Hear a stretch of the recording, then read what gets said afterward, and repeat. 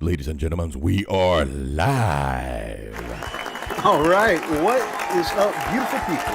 Wolf Brother Ethos. And I am Freak. Welcome to the show!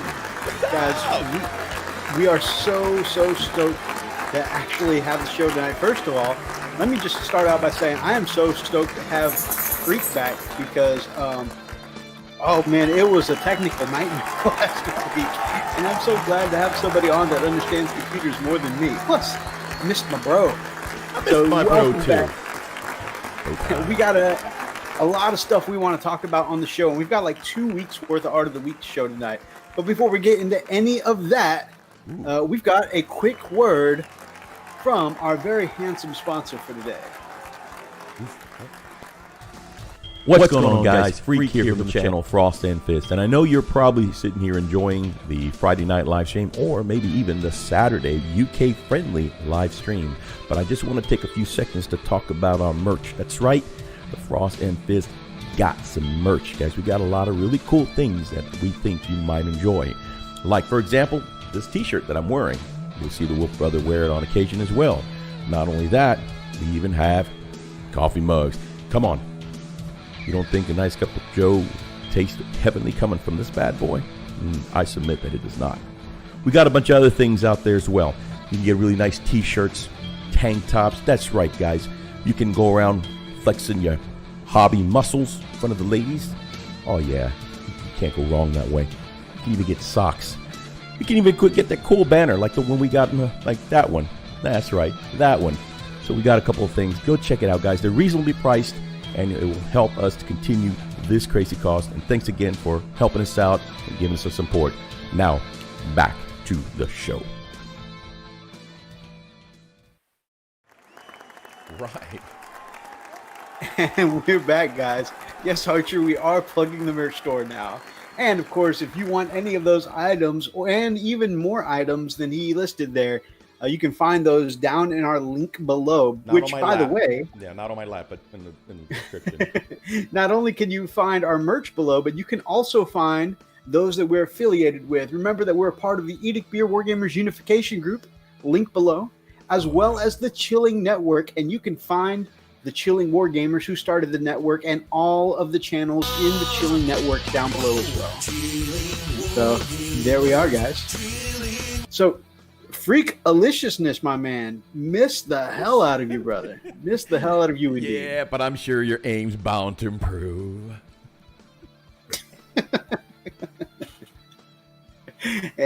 So, it has been a really awesome hobby week, guys. For both of us, I think, because we kicked off last weekend with 40K and barbecue, and man, brother Atlas made some freaking-tastic ribs right on that pit smoker. And it was so good. Woo! So good. Slap your mama good. For reals. Also, if you want to catch some, a couple of highlights, we filmed a couple of segments as Facebook Lives. If you want to check that out over on our Facebook page, you can see the armies that we brought to 40K and barbecue, even a little sneak peek of the ribs that we were just throwing down on and munching on all day. And it was Atlas went above and beyond as a host and hooked us up. Man, let me tell you how much, we brag on what a great player Brother Atlas is to play against all the time. Let me tell you about Brother Atlas as a host for your games. First of all, the man had easily, I would say, probably $100 worth of barbecue there for us, which was crazy. And it was sausage. Delicious. Oh, delicious barbecue. You went and got the fixings too. I'm like, come on, who does that? And then and we offered. He didn't even want any help. He's like, no, I'm gonna take care of y'all. Yeah, I'm like, Daddy. He had a house on some property he owned that's not his main house, right? He made sure to get someone out there to fix he got up at 4 a.m. to meet someone to fix the AC at that place at 4 a.m. to make sure that we would have AC for our 40K games. So that man had an all-day game-a-thon. Yes, we definitely got to embrace our inner fat kids. Yes. Hey, you look, trust me, if you were there, there's no way you wouldn't either. I'm telling you, man. There was so ribs for days. Food. Ribs for days, bro. I think at one point, I think Atlas just dropped in the middle of the floor, and we all just he started gnawing at it. What's funny is there's like a couple of stores within the vicinity, couple corner stores, and we're like, hey man, we started, we ate at noon, and we're like, hey man, if this goes to dinner, let us contribute, man. We'll go run to the corner store. We'll pick up something. We'll make sure the grub goes on. Now he made enough barbecue that lasted. And not physically run, because physically running would exhaust us. Like running 10 feet would be the heavy. But we would get in our car and drive the 10 feet to the store. So that's how committed our we were. Last turn of our last game of the day, Freak and I were still gnawing on rib bones. That's how much food there was. It literally lasted the entire all day of gaming. It was great. Hey, I'm gonna tell you right now, y'all seen Oni, right? Y'all see how skinny Oni is? That boy can eat. That boy can eat. That boy can't eat. Man, I got near him one day with his plate full, and I think he growled at me. It was a great time, guys. It was a great time. Also, the games were fantastic. So Freak and I each recorded a battle report while we were out there. I played against Oni for our first game. Freak played against Atlas. Randomized. We just rolled highs and lows. And that's the way it worked out. So each of us were able to capture a battle report. You'll get that sometime in the future. It was a lot of fun. The tables looked great. We came together. So we had a big enough space that I was able to spread out our 6x4 battle mat, which, by the way, since we were only playing 1,000 points, actually was the size of 2 full-size Strike Force boards. So it actually was perfect. We got to play on the big table two two simultaneous games going side by side, which I felt like having us all at one big table kind of, we were able to bust joke and bust on each other throughout the day. It's like all one very contained hangout. You guys know sometimes you have tables that are too far apart. You kind of get into your hangout and then there's a disconnect there. Separately. Yeah. But like all kind of gathered in the middle like that. It was really cool. And getting to use our best battle match, which I mean is just absolutely awesome. We the mats we use are urban mats, and urban mats always has some stellar detailed, really great quality battle mats. So we have to set up our terrain on some battle mats. We had terrain that Atlas had made, terrain that I had made, terrain that Grumpy Guy Gaming had sent us, terrain that Chief Live Gaming had sent us.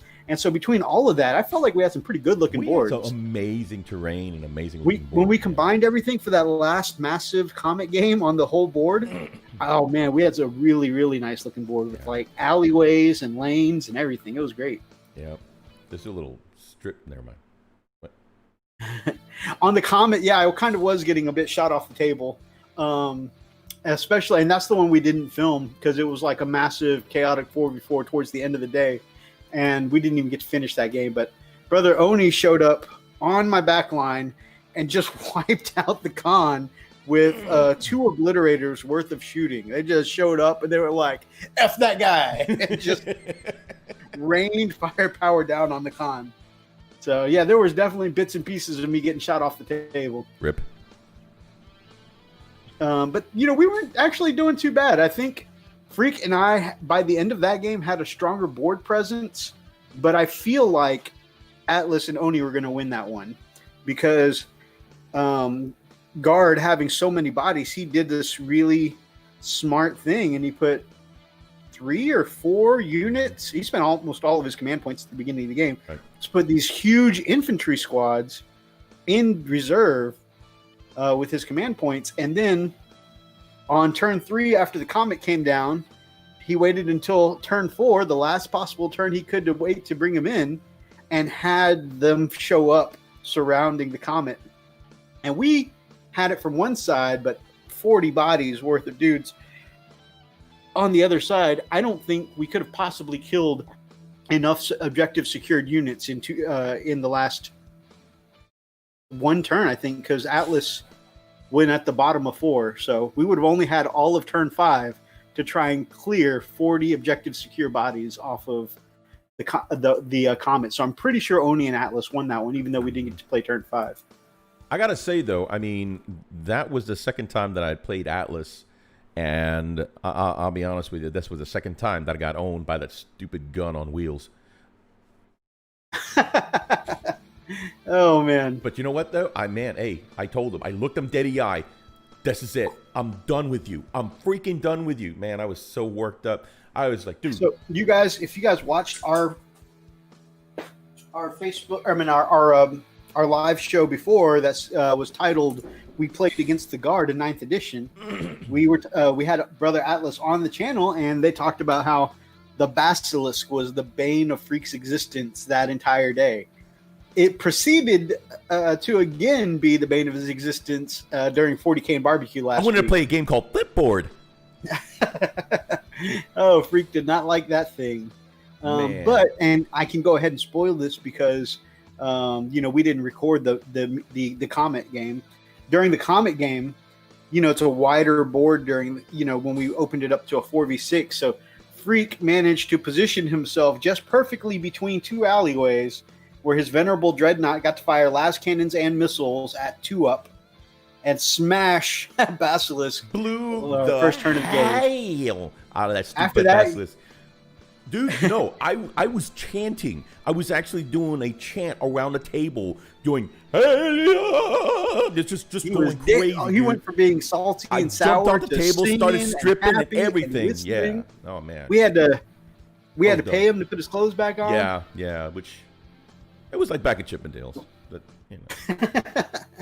But it immediately improved his mood because you guys know on even days that you're losing, like I said, we didn't end up winning the Comet You know, I'm pretty sure that game went to Atlas and Oni. I was happy. But he was in such a good mood. He said, whether we win or we lose, I finally got to do something cool. That's my moral victory. I'm done for the day. Yep. I win. Yep. If I had a mic, I would drop it right there in front of everybody. Just boom. Yeah. I actually, man, I'm serious. I had never been so excited because I told him, I said, dude, I'm done with your crap. I'm done with that stupid gun on wheels. Screw that basilisk. Go to hell. No, no, no. And so next thing you know, man, I'm like, wait, what? Commodore says you finally killed your white whale. Yes! Congrats, Captain Yes, Nemo. I have. Heck yeah. Brother Archer says send your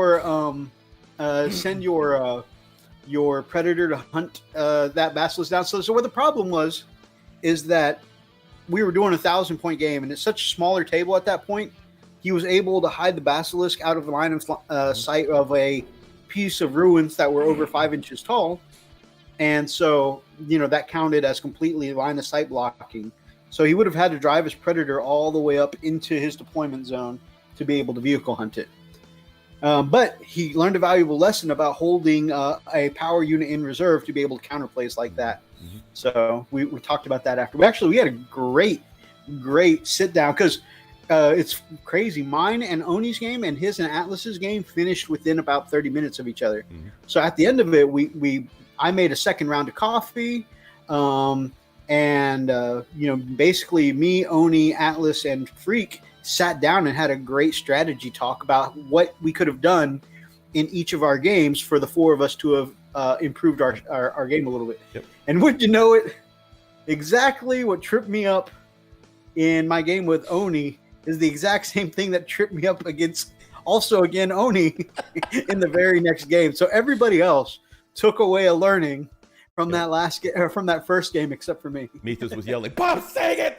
Yeah, he was pretty upset. I know. Bob Saget! No, man, I told him, I said, dude, I know what I got to do. I know what I got to do to take out that stupid gun on wheels. I'm done. That basilisk is done. And yeah, man, I went hunting. Brother Ethan, my man. Always good to see my brother Ethan. Please bring back the guard.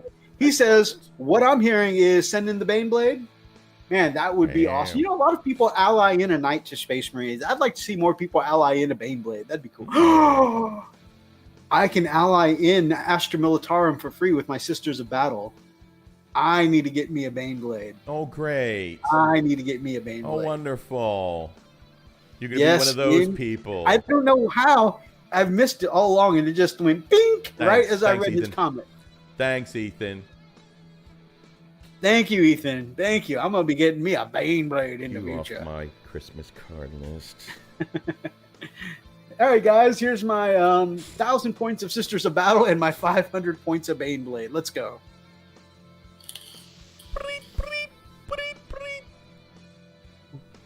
Who's playing them? I don't know who's playing. He's already got his gift in the form of explosions. Baneblade sucks. Knights forever. I don't know. I've always loved Brother Ethan's Baneblade. Anytime he puts it on the battlefield, I think it just looks cool. And he is the explosions master. Don't be wrong. I think Knights are cool too, but explosions. The Basilisk did bring many explosions, by the way. Did too many. But then when Freak finally got his on the Basilisk exploded on the nearby infantry squads, which was kind of hilarious. Yeah, he did that. It actually blew up. He rolled to blow it up. Like, yes! Okay, it was just good enough just to kill it. But the fact that I got it to the point to where it just blew the hell up, I was like, oh, that's icing on the cake. And then he also had 2 Hellhounds that explode on a 4+. Yep. And so our Dreadnoughts went in and punched it. Well, actually, he charged our Dreadnoughts with his 2 Hellhounds so that way they would explode. And they did do mortal wounds. But it's funny because between the 2 of us, every single Imperial Guard tank that game exploded. And then, actually, there was just so many explosions that game. Because then Oni smited my Stormhawk off the table, and it exploded on a 6. It was just like so many explosions, move, yeah. Including these, and then there was the explosion from the comet landing. So. Right. And nobody paid any attention to it. Nobody cared. Everybody's killing each other. It was like, guys, I'm here. Everybody was just pulling models off the table repeatedly. I don't think any of us cared. We were all having a good time. Yep. Beat the crap out of each other. None of us, I think, felt powerless. All of us were removing cool stuff. We were all getting to do cool stuff. Like, I know turn 1, I forgot what I killed, but I know turn 1 I got to kill something cool. I also got to wipe those big obliterators off the table, which were a pain in the ass. Mm-hmm. I know Oni got to one-shot my Khan. So,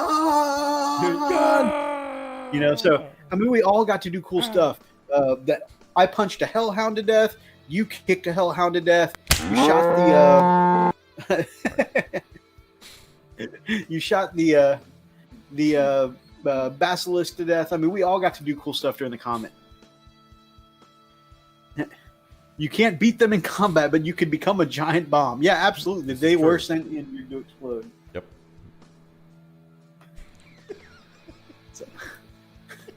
Did the Ox make an appearance? Nothing. Oh God. Oh man. So yeah, it was a great game. Freak, did you get any other hobby in besides the? I know they haven't seen you in a couple weeks. Maybe did you get any hobby in the last 2 weeks? No. I mean, I got some gaming done just a little bit, just to kill the time a little bit before I went to bed early night. Yeah, I've been going to bed early enough, so yeah, I did some Forest. Actually, so cool thing. Oni wound up getting a VR system, which was the coolest. Like, you got a freaking VR. I got VR. Oh, let's be tweaking. No, it was like that. But it was so cool knowing that he got a VR, and of course it was a PC VR, and we wind up playing Payday 2. Nice, so much fun. Holy crap! It was. Of course, it's been so long since I actually played. I was trying to. We were doing the one where you're trying to you're defending your base, right? Your safe house, and I'm trying to figure out my controls because I hadn't played in like God, I don't know how long. I'm like, I don't know what does this do? Oh God, no! I just dropped a grenade right here. Oh well, it's just a freaking mess. Finally, got to learn all my controls. That's what I wanted to use that mission anyway. So once we got the controls, dude, we were killing it, man. It was so much fun. I think we did like 4 missions, and it was just a blast. We had a good time. It was the first time we played together Payday 2 in VR. That's just good stuff, man.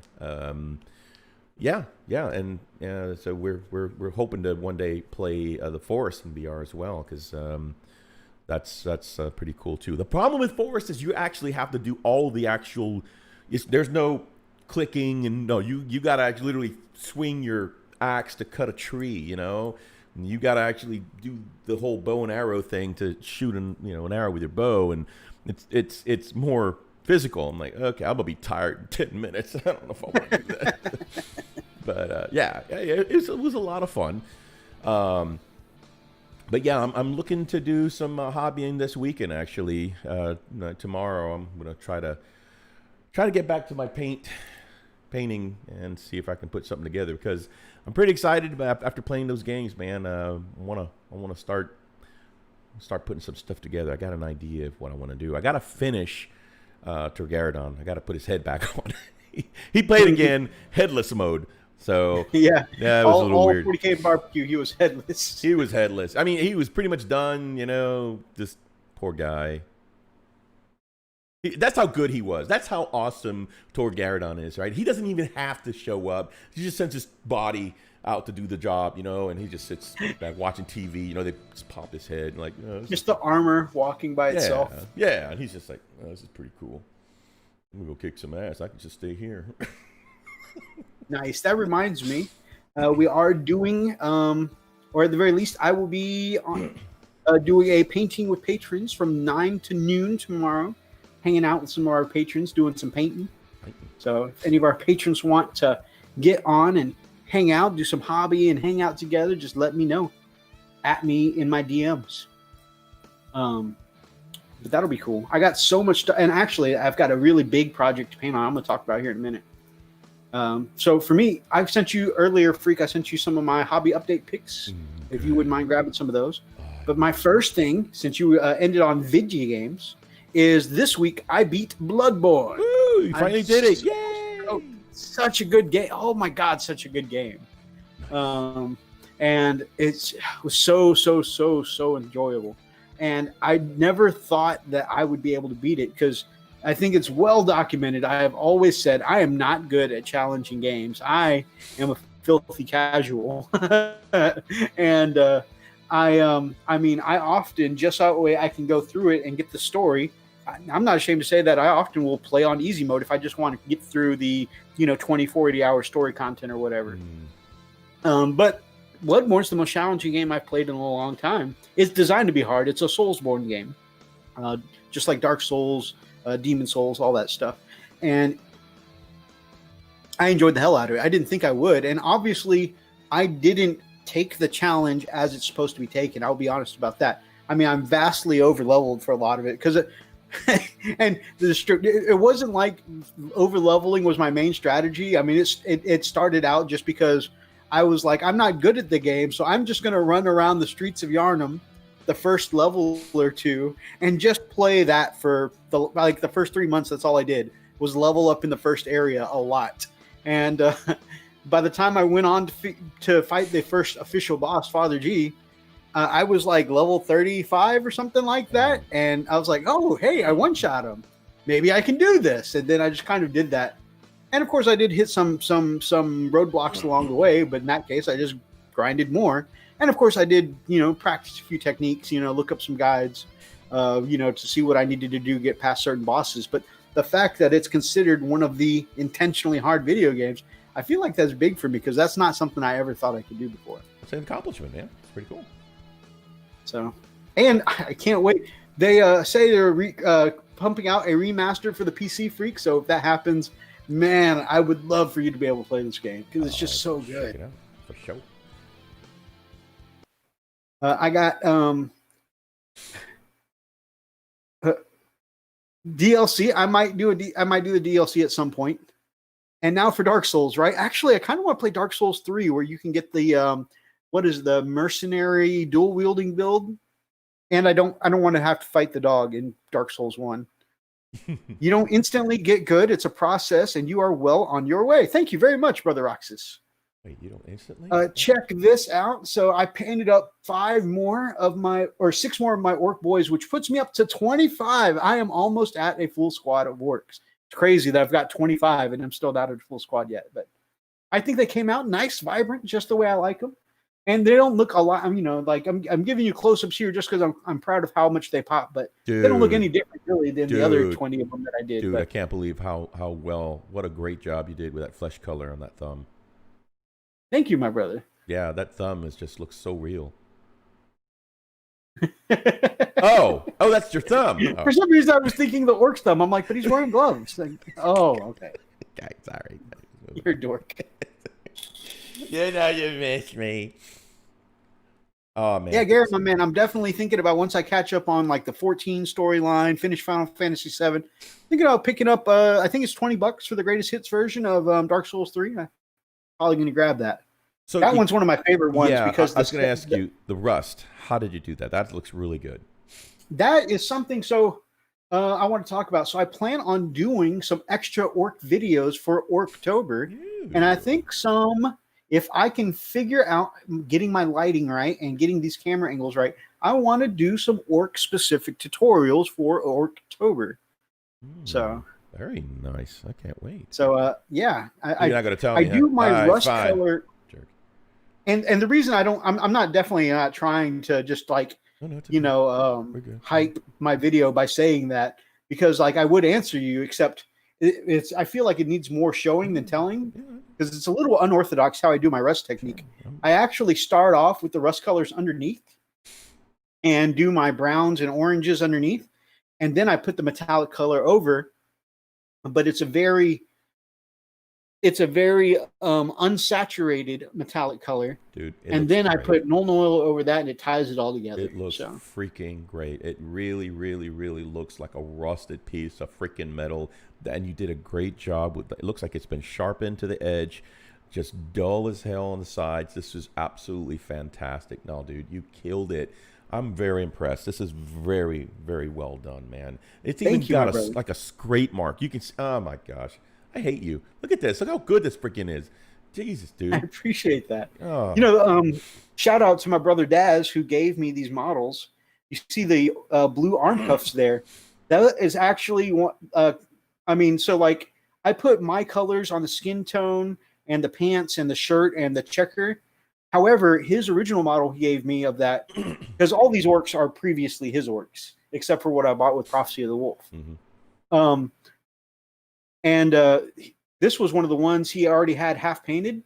And that one kind of stood out from the rest because my favorite blue color, Caldor Sky, is what he had on the wristbands there.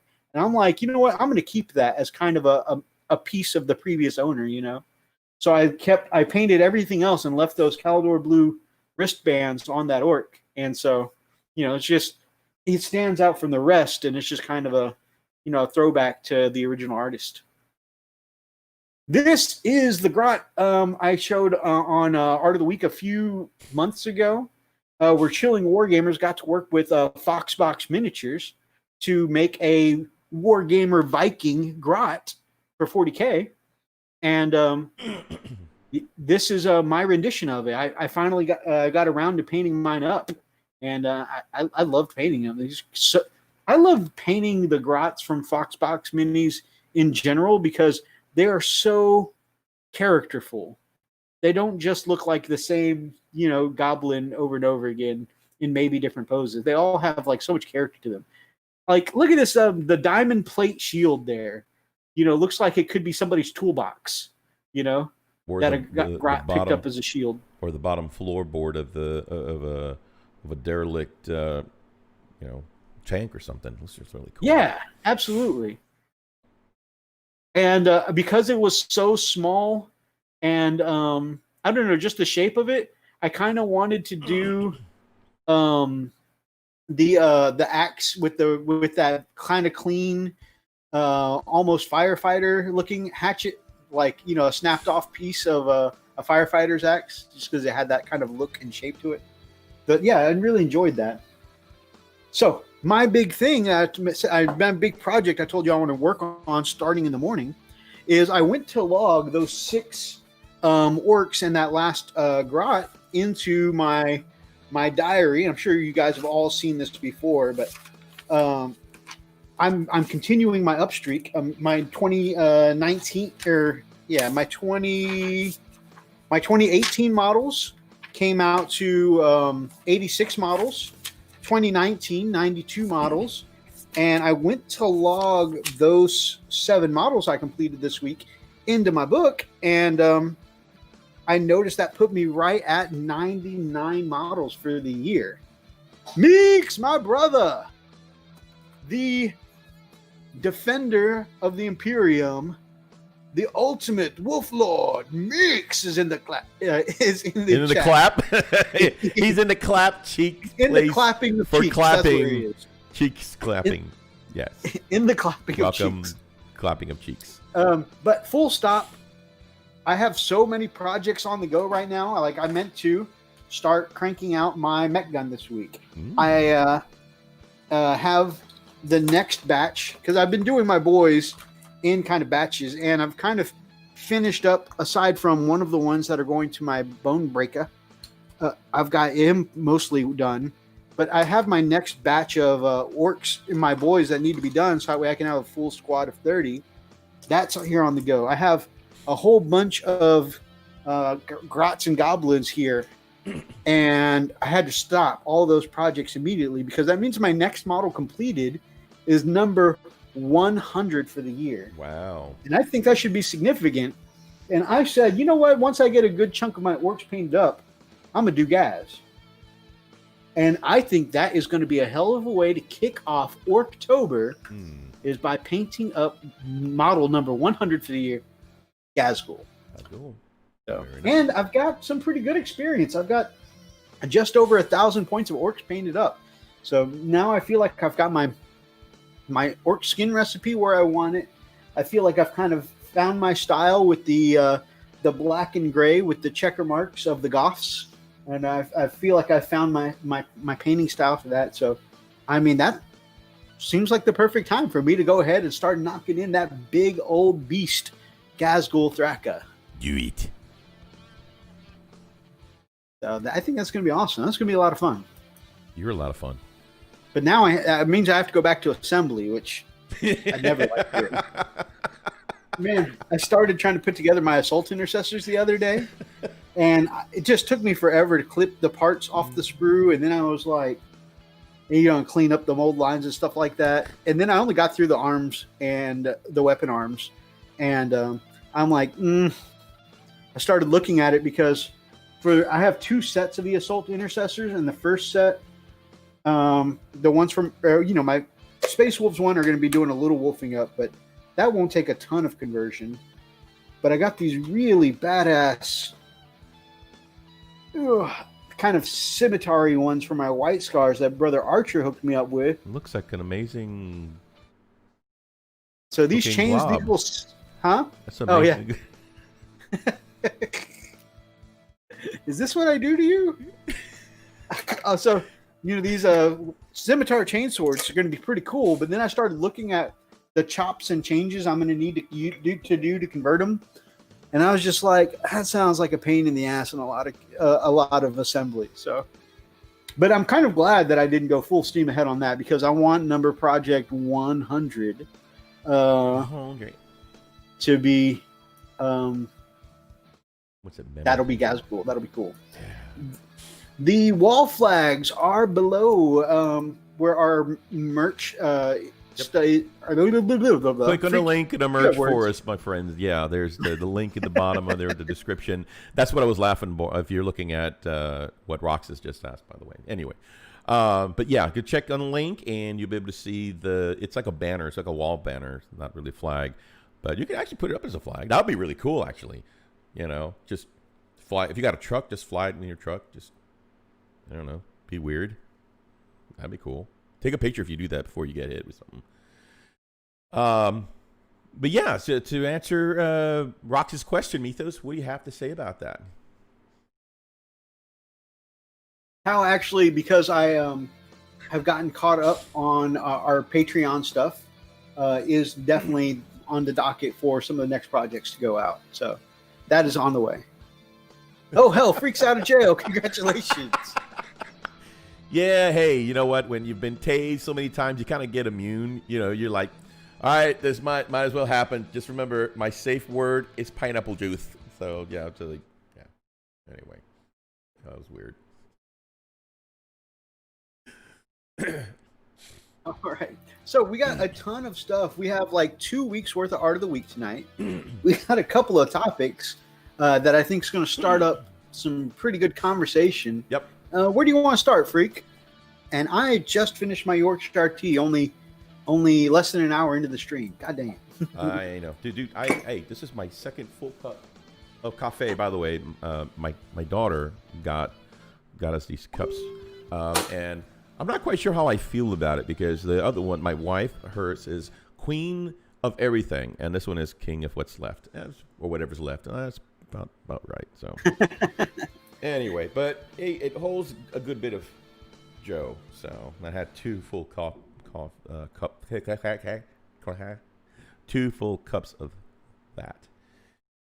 Anywho, so oof. Oof. Here. Man, I just realized that I'm coming across it kind of choppy in the stream. Is that just now, or have you guys seen that? Has that been going on this whole time? No, actually. You guys let me know if I'm looking kind of choppy to you. I'm looking at every now and then it might have a little glitch here and there, but that's just this. Don't worry too much about that. It's not bad. Sounds great. You look great. Right. I don't know why potato. It's not potato. The potato is it's strong network. with this one. It's network. You know what we could probably do? This is just something. Sorry, guys. See, a little technical. It can't be that. I know. That's the thing that confuses me. It can't be just the network because it's the phones, the PlayStation. I get it. Your wireless TV card, in the daughter's room, that all runs fine. It's wireless just card. This. Yep. We need to get you an external wireless card that. Okay. Kind of gets a little better. Because that's an older machine, so it's going to be an older, it's looking probably a different band. Anyway, I'm not going to bore you with all that crap. We'll get you a better wireless card. Or better yet, get you a cable that goes straight to the computer. Okay. That'll get you going. So, any poop. I don't. Oh yeah, in a heartbeat. Yeah, we'll talk about that. Yeah, I don't know how feasible that's going to be just because of where my desk is. But. Oh, don't worry, dude. I can get it. I can make that happen, bro. I got you. Anyway, oi there, folks. Hello, Brother Daz. Oi there. Welcome to the Frost and Fist. Thank you for visiting us, and for tolerating our foolishness today. Good to see you, my There's another game that I actually started playing, by the way. I forgot about that. I think I mentioned it last week, or maybe I don't know. Vampire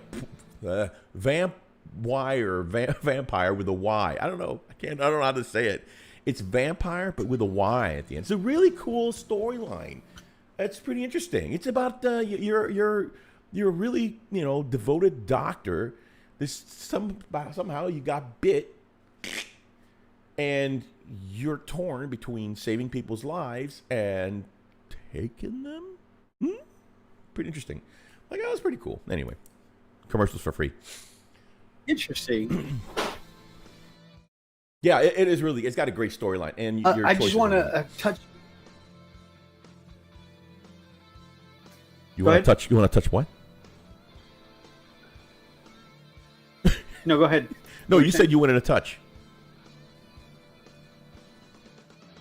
I was just going to touch back on since Brother Daz just joined the chat, saying that I beat Bloodborne this week. Gosh, and he's proud of that. Oh my gosh, the very end optional fight is so awesome. So awesome. Anyways, you were saying? Gosh, you were so frozen on my screen. I'm trying to click back and forth. Really? Let me look at our feed, because I think it looks pretty good. Just left, right. It's so janky that I can't look at you at Whereby, because you're just on Whereby. You're frozen in this, and so I got to look at you on the 20-second delay of the YouTube chat here. Yeah, I mean that's when you know it's anyways. So, what we were talking about, my CRS kicked in. Between Vampire, and then we are also trying to figure out what segment of the show you'd like to do next. Right. Okay. So, you know what? Let's get Art of the Week out of the way, because a lot of our folks put in a lot of time in putting this in. So, it's okay, Lily. It's not a big deal. It can be remedied, including your schooling is working in college assignments. So trust me, it's not that bad of a deal. We can remedy it. It can be fixed very easily. Roxas, tell him, please comfort him. It's not that big of a deal. We'll get him working. From one IT Commodore says, "Don't worry, it's just that frosted fish level quality." Hey, shut up, man! I mean, he's not shut wrong. your mouth. He's not wrong. Yes, cabling fixes everything. Yes. Thank you, IT Master. All right. Gamecraft Dragon. So I was sitting here feeling pretty good about 100 figs, and then of course Gamecraft Dragon comes Kool-Aid Manning in. Oh yeah, 350 figs done. I'm like, God damn it. God damn it, Big D. Yeah, damn yeah. Why do you have such a big D? Oh my God. It's like that first time you were feeling good about yourself and then found your first picture of John Holmes. I'm going to go cry. Anyways.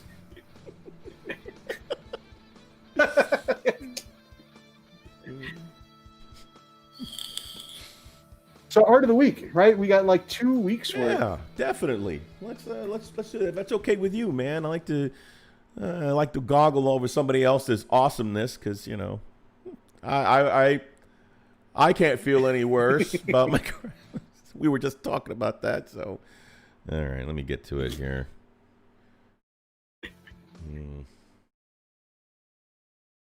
You really dated yourself there, Mythos.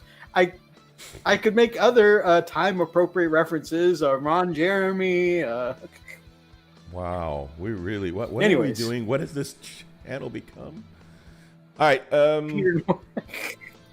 how far up? I'm sure there's a lot of art of the week. Can't let the potatoes get out of the ground. You right. Wow, there's so much. How far up do you want me to go? Okay. What? You're going to stop right after Elstonation. Okay. All right, Archer. We might have to censor you. My God. Oh, man. I'm so glad I was just vaping and not drinking because I would have been spit all over the monitor.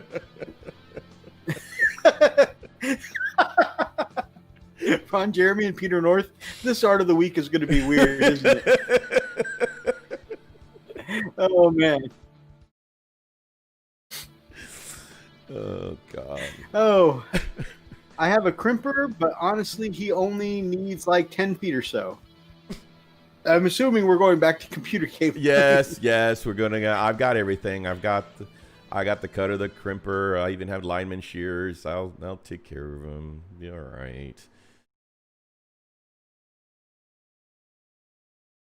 Oh, let me go back because I have to look at something there. Oh, actually, I had you.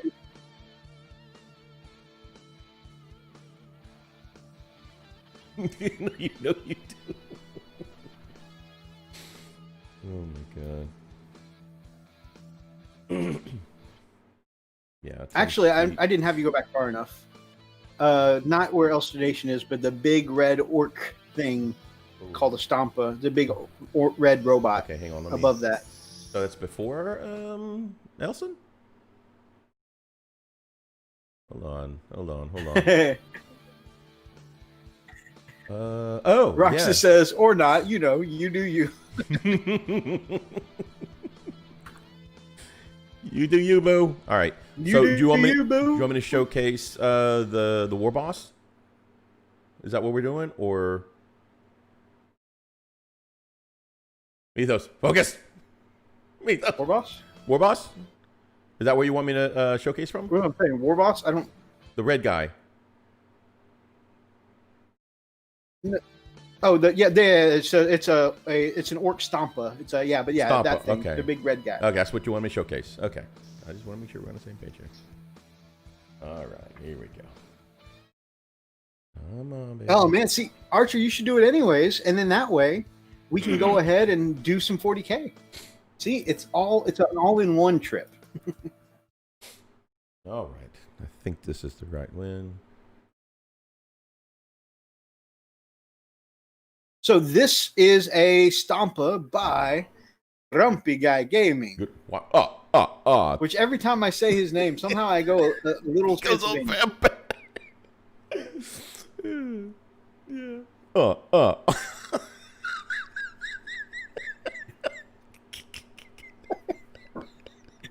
Or the Count, whichever. Running Bear. Good to see you, my brother. Count Chocula. Good to see you. Or Count Chocula, man. But yeah, so check out this awesome Stompa by Grumpy Guy Gaming. It's freaking crazy. This has really, got so really much cool. going on. He did some conversions, but I'm not familiar enough with the Stompa kit to be able to tell you what those conversions are. He's so crazy. He uses actual wire to do all his work. It looks awesome. So. You ever notice that? He uses actual wire. It's pretty neat. Yeah, that's pretty That's nice. cool. I plan on doing the same thing for the little guitar grot and the speakers on top of my bone breaker. Nice. I plan on doing some doing some actual wires for that too. Look at the little That just looks rocks, so dude. good. I love, especially on like his stomach plates, the dark areas sectioning off each plate of red armor. Right? Yeah, look at the little grot sitting up here just doing the little work. That's so neat, man. Three bots. Yeah. No, it's like working on it while it's walking around. I'm sorry. X-Gear Commander, happy freaking Friday, my brother. Happy freaking Friday. Dude, badassery right here. He's such a good freaking painter. Dude, God dang it, dude. So, by the way, here is I everyone's don't know if Stampas are any good, but that seems like it would be cool to put on the battlefield. I think it'd be neat. I think it'd be pretty cool. By the way, fair warning to everyone: if you're ready to burn your brushes, this is the moment to do it.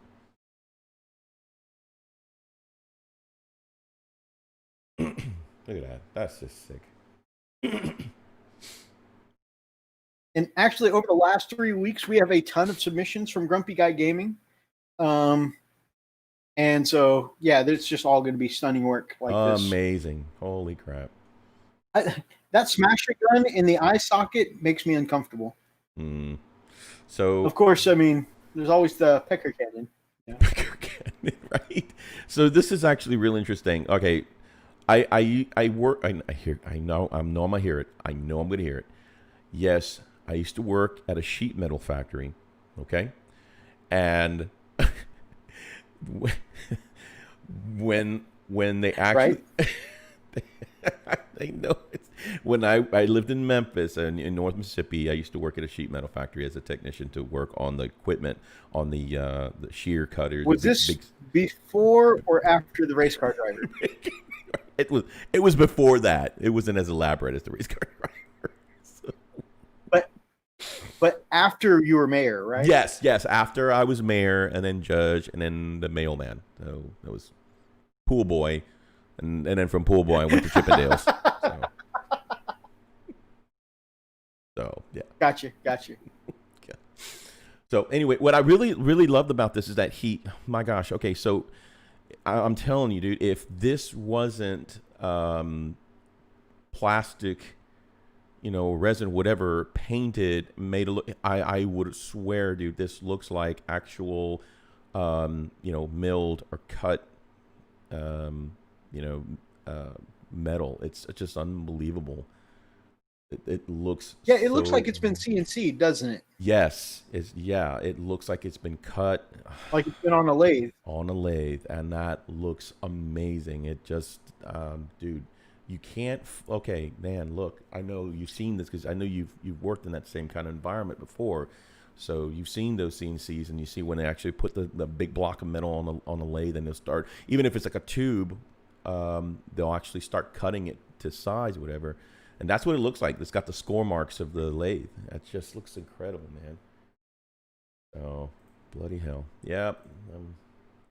I called it a pecker cannon. And Meeks goes, talk about John Holmes. Yes. It is a massive pecker cannon. Yes, it is. Look at that thing, man. Damn. How tall is that anyway? That's a big old cannon. I mean, in size, how big is that model? Stampas are huge, but I don't know how big they are compared to, say, a Knight. Yeah, like a Knight. Anybody know in the chat? It's worth the Googles. Let me know, like, comparatively to a Knight, if it's about, comparative to a Knight, or if it's bigger, smaller. I mean, I know he's well endowed, but, he's just...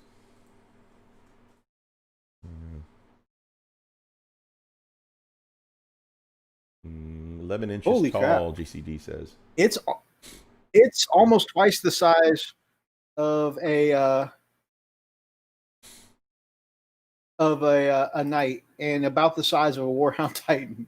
Really? So it may not be a Stomp. I mean, no, that is not a Stomper, because I'm looking at my poor Knight. My Knight is maybe 5 inches. I'm crying now. oh my gosh. D says it's 11 Look at this picture inches. I just sent you. What? Okay, hold on. Where'd you put it at? Ethos, where'd you put it at? I just sent it to you. I didn't want to interfere with Art of the Week, so I sent it to your personal. Oh, okay. Let me see here. Eh, eh. Close that. Close that. Close that. Close that. Look here. Oh my God. Okay, that is. Oh wow, that's huge. And that's what she said. Yeah, it looks almost the size of that Warhound Titan. Man. Okay, that's actually impressive. Holy crap.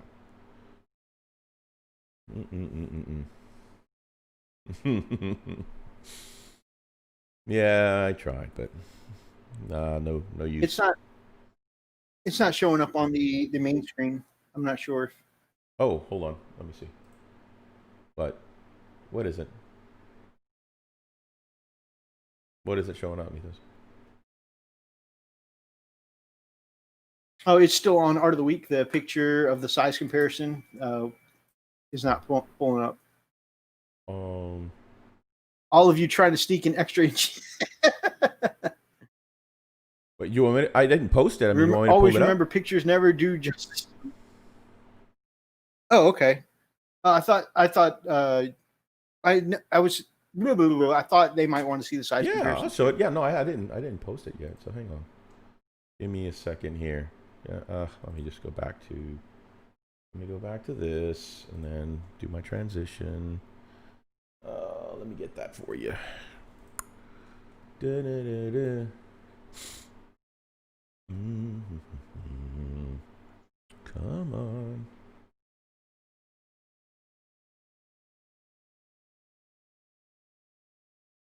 All right. There Let's see. Okay. That's what she said. All right, here we go. Size comparison. Voila. Just in case anyone else wanted to see, this is the lineup that I found online. Dude, that's insane. That's is crazy. Damn, that's just. I had no idea it was almost the size of a Titan. That's crazy. Actually, it is the exact size of a Titan because he's got it on a chopping board. So yeah, he's just a Titan's trying to get a couple inches on him. They're like, oh, you can't get me. Yeah, that's pretty crazy though, man. Dang, impressive.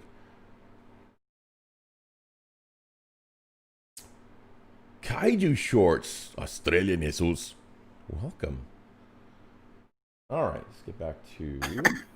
Remember that when the Soul Grinder was the biggest. I remember when the Soul Grinder was the biggest figure I was aware of. It ain't the length, but the girth of the stopper that has. Yeah, that's fair. It's a girthy stompa. Okay. So many good Art of the Week submissions. I love Art of the Weeks. Art of the Weeks make meeks clap them cheeks. All right, here we go. Yeah, I could not get those words out. I was like, these words mean something. All right, what we looking at here, boss? So something that I found interesting. So this is a high elf army for classic fantasy that Grumpy Guy Game has been painting up. And with this commission and some other stuff he's been working on, he's painted 135 models in 2 weeks. Ooh. That is some elf sedation crap right there. Oh my gosh. The Grumpy and the elf sedation are both like legendary, mythic level. Right? It's ridiculous. 135 in 2 weeks. Dude, when do they sleep? That's like 150% of my year. And these right here that aren't based, these archers that aren't based yet, that's not even counting that. Yeah. So when he finishes basing that, he'll have another 40 to add to that count. So it's going to be like 175 in 2 weeks. So I notice a trend, and maybe it's just me, but I'm seeing more and more people take pictures of their models in front of a laptop. Is that a thing? I just noticed that. That's just, I don't know. It's just me. Anyway. I mean, I do it because I'm often working in front of my laptop because, my hobby desk and... Right. my hobby desk and computer desk. I just noticed that. I noticed that more and more. But as far as It may be. I mean, I don't know what Grumpy's case is, but in general, I think the reason we may be seeing that more on like Facebook and Instagram more is just that, with a lot of people working from home now, maybe their Good point. work computer is also at their desk that they do have. That's a good part. We're talking about how impressive the count is for Grumpy and Elston Nation. Commodore says it's called cocaine. They just don't sleep. And this whole elf army, he really manages to make these really old school, really, really classic models really pop in a current, vibrant color scheme. It looks great. I like that guy with two swords there. Oh, yeah. Yeah, Runny Bear says the same. I think most people just paint at their desks. So, you sit to see a good point. Computers and models together. That is so neat. There's probably some kind of correlation between the increase in streams due to Corona, hobbying in front of streams. Corona. The Rand Corporation, Reverse Vampires. Yeah, of course. And then there's good on Big Eye Gaming. Sorry. I'm going to have to get a thunder clap soundtrack every time we say his name. Good on Big Eye. No. Maybe not. He might get mad. These classic elf models look neat and almost make me wish I had played Fantasy back in the day. Actually, I really do wish I'd gotten into this hobby in my youth. Like, almost every time I hear somebody's like, their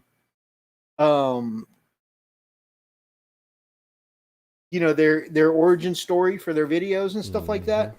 Almost all of it includes hobbyists who started in their youth. And I really wish I had gotten in my youth because, man, think of how much further our paint skills could be at this point. Oh, no doubt about it. But you know what, man? Everything has a season and a time. But, my mom tried to get me into modeling when I was a kid, and I just didn't have the patience or, the desire for it. I just didn't like it. It's cool. I like planes. I like trains. I like all that stuff, but really wasn't into it, man. So These pics are making Big D miss his high elf army. So it's making him sad. Dude, I also got into modeling a little bit in my youth too. I made it into one picture of a JCPenney catalog when I was 17, 18? What? 16. 16. Man. Yep. Good on you, man. I wish I still had that JCPenney catalog. After so many moves, I have no idea where it went. I just traded a nearly full metal Chaos Dwarf army for a bunch of new models. Very cool. And hey, look at the bright side, Gamecraft Dragon.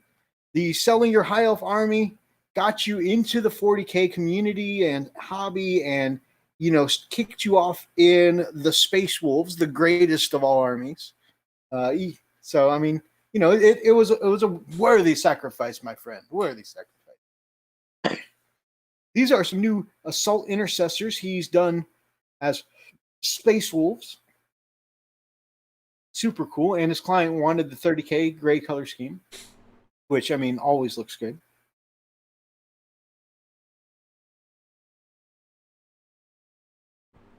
My favorite is going to be the guy with the white hair coming up soon.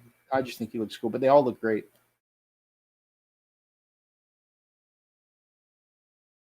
Just don't understand how guys like Elston and Grumpy not only kick out this many models, but maintain this fantastic level. Look at that face. Yeah. Right there. Level of detail.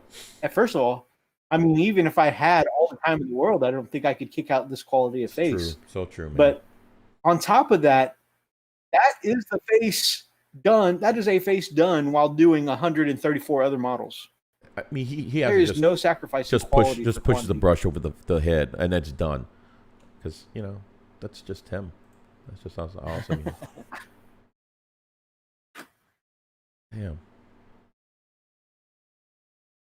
Yeah, good work, man. Jeez, Grumpy. It's crazy. Grumpy, one day, Grumpy, we will be like you. It's not today, because I suck badly. Burning my brushes. This is another one. That skin tone and the hair on this white-haired guy, just so good. Like that hair is so awesomely shaded for a guy with gray and white hair. Mm-hmm. Tell he's a veteran. You know, been around the block. He's seen things.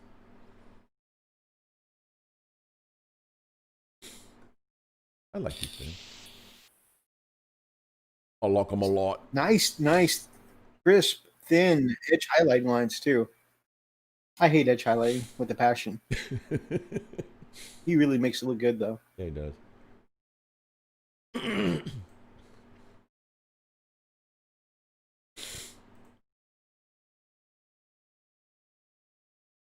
Ooh, I love that sword.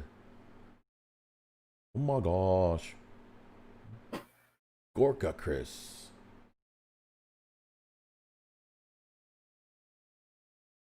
Man. So this is some customized Space Wolf Blade Guard veterans. This person did just an incredible job. Yeah, First of all, not only with these awesome paint jobs, and actually, I'm sorry, I would say the awesome paint jobs, but the conversions actually, this person said he was commissioned just to paint them. That the owner of the models did the conversion. Really? Okay. Man, great job on this, dude. If I remember correctly. Yeah, that's freaking crazy. The sword, dude. I love the sword. The heads are from gosh, that place I get 3D printed bits from all the time. Okay, well, the shields, of course, are 30K storm shields. Right. Okay, so this is the same. It's from the 30K upgrade pack. Yeah, so this is the same thing that I do with my swords. So he did the same thing, except that he just did an edge highlight on it. That's pretty interesting. That makes it pop. I like that.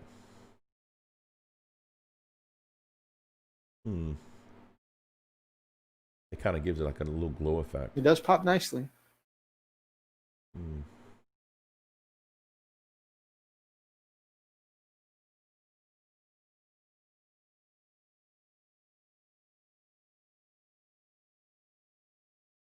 Spellcrow? No, not Spellcrow. The place where you can get not Spellcrow. It's the place where you can search anything. They've got Pop Goes the Monkey stuff. Oh, eBay. Not Pop Goes the Monkey itself, but the oh my god, I'm gonna have an aneurysm. I'm trying to remember. Don't do it. I love the pose on that. The pose on that looks so good.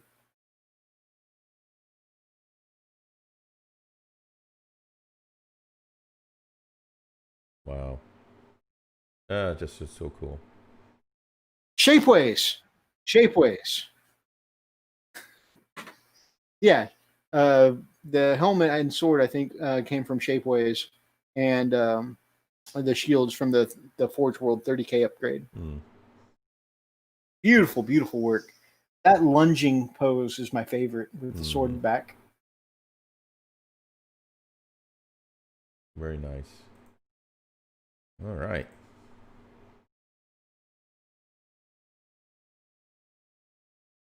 Now it's time for Meeks to clap them cheeks. All right, what's this one from Mythos? One of the slides will have the name on it. All right, hang on a second. But this is, I mean, just another awesome example. Look at the non-metallic looking work on the swords there. What swords? Obviously, the cheeks, excellent. The swords, yes. That booty, right? Here, I found the. There we are. By Ivan Melnikov. Well done, mate. Well done. There we go. Just phenomenal. Yes, yes, she does appear to be. Mythos is having trouble speaking suddenly. I'm just, you know me, I'm just staring. It's beautiful work. Oh, man. I was waiting for us to be focused on something other than the booty for a second there before I continued on. My commentary is what it was. All right. Again, elephant in the room. Yes, The female shape is lovely here. Amazing work. So I'm gonna skip over that now. But again, you guys know I really, really love people who do soft female skin tones, and I really feel like this has been nailed excellently right here. Giggity. And I love that it is the more kind of like booty claws. Nice. Even though it's that more kind of purpley, bluish, cool color, cool toned skin tones here. Man. The cool colored skin tones of like a night elf from WoW is still it still comes across as really nice soft skin tones, perfectly executed. This I really, really, really want to get to where I can do this, but for my Sisters of Battle. Dick. This person absolutely nails skin tones. Yes. We all know you really love the stuff. Yeah, that's why I mentioned it first. I started off mentioning that the booty was nice. And the everything else on this night elf. This is well done. Just admiring the smooth, buttery blends. Yes, Kaiju Shorts. Hashtag smooth, buttery booty. Oh, man. All right. Let's see what we got here. This is by Miriam Klein. Actually, Klein. This is like the coolest looking goblin. Oh, man. This guy's proud, isn't he? I mean, look at that. Holy crap. That is so cool looking. Dang. Well, Mythos does not need any light in his red glow. His face will do just fine. Hashtag anyways, so this goblin here just looks absolutely incredible. I love the work on the sword, the armor, the skin tone. Oh, neat. Suddenly I have more words now that we're talking about a goblin. That's cool. So this is neat. So you can see it painted in stages. And actually, it's just pure lighting here. I feel like in the mood lighting, it looked very thematic, but it was harder to see this quality of non-metallic metal. But here in the regular white lighting, where it's still a work in progress, you can really see the highlights on the skin, that non-metallic work all through the armor, making it so shiny. Absolutely awesome. This, I don't know what artist does that. I almost kind of want this model, even though I could never make it look this good, but this is the coolest looking goblin ever. This was sent to me by the Commodore, said that I think Freak would appreciate this. Tick official. This is very interesting. Very interesting. That is really, that is a tall model. Look at his hands. Look how big that thing must be. I know. That's what I'm saying. It's huge. What is that? What is that from? I mean, look at that. He must have made it. I guess. Look at this. That's kind of interesting. Let me see. There's some other pics here. It is pretty cool looking. Oh, okay. That's a better pic. That's a better shot of it. Yeah. That dude has seen some battle. But he ain't lying. Somebody needs to polish him. Jeez. Bro, you need to go to a car wash, Homer. This man has held the line. Wow. That's just so cool. Yeah, I really do like that. Dude, I'm hoping one day to actually make a cosplay costume like this. That'll be so cool. I'm horrible at arts and crafts, cool. Man. I wound up making out of cardboard.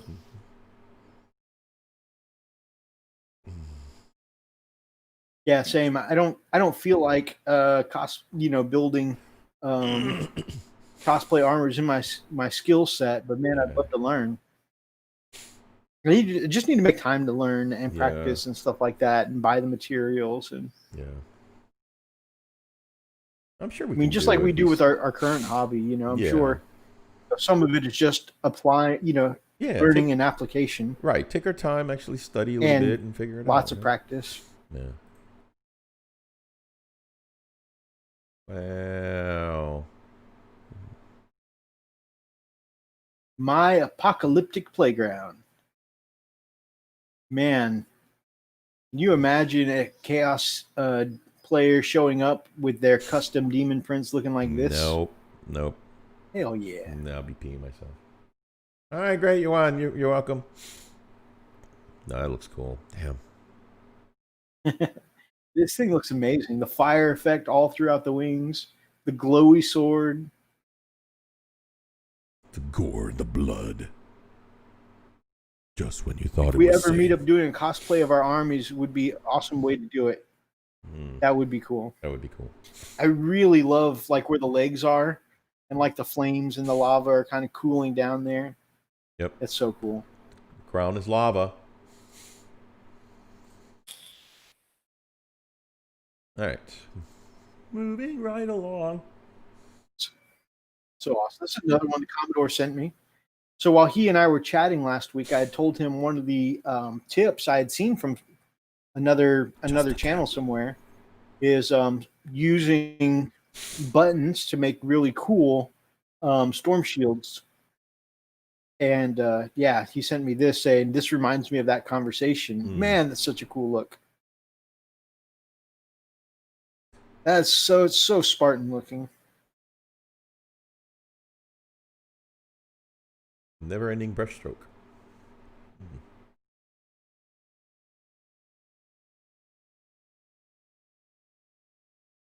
What'd you say? Never-ending brushstroke. That's who it's from. Oh yeah. Good catch.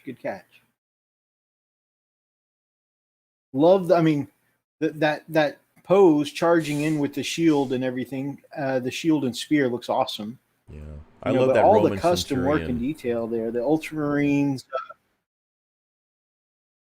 Yeah, absolutely. The helmets, the button, the leather skirt thing. The leather package protector.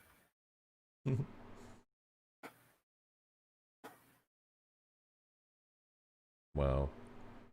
Yeah, definitely gives a Roman centurion look for sure. Very nicely done.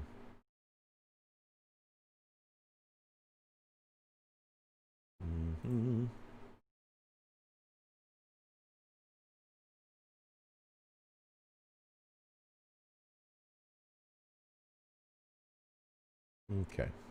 Next one.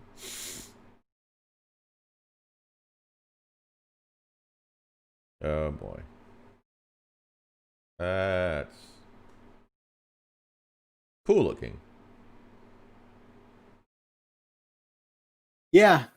So of course, both Commodore and our brother Heinrich Botha sent that to me as heresy. Like, yeah, that's hey, bet this is going to upset you, and they were right. Yeah.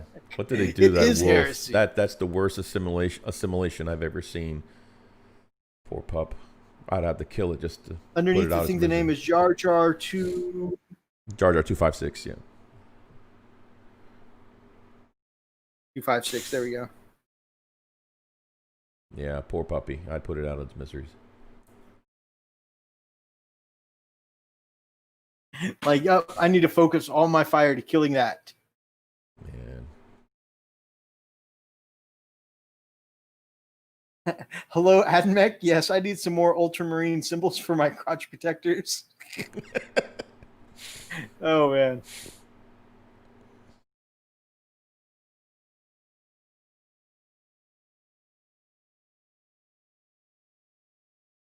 Now, this is some super shiny work here. Super shiny. This also sent to me. Oh, my God. Commodore said that last Fenrisian wolf fights for the greater wolf. Oh, God. Bad dad joke. Bad. He's worse than you. Oh. Oh. Hurt me in my soul. Normally, I love dad jokes, but this one hurt me.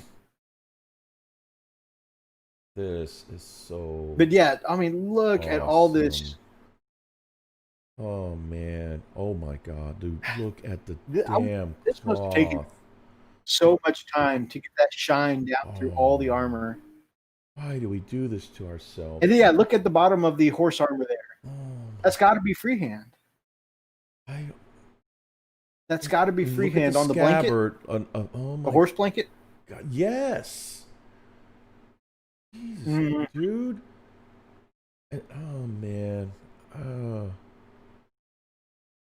Look how Kaiju gorgeous. says, "Oh, what the actual hell?" Right? Look. Okay. Look at the scabbard. Right. Look at the. Oh man, it's got that deep, rich tobacco gradients. Just. Yeah. Oh man. That's just not even human. That's not even right.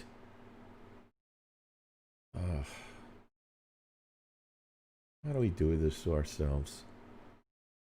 But then again, this is the kind of person that, That's so crazy. paints, a model Limbo at a time. miniatures. Yeah.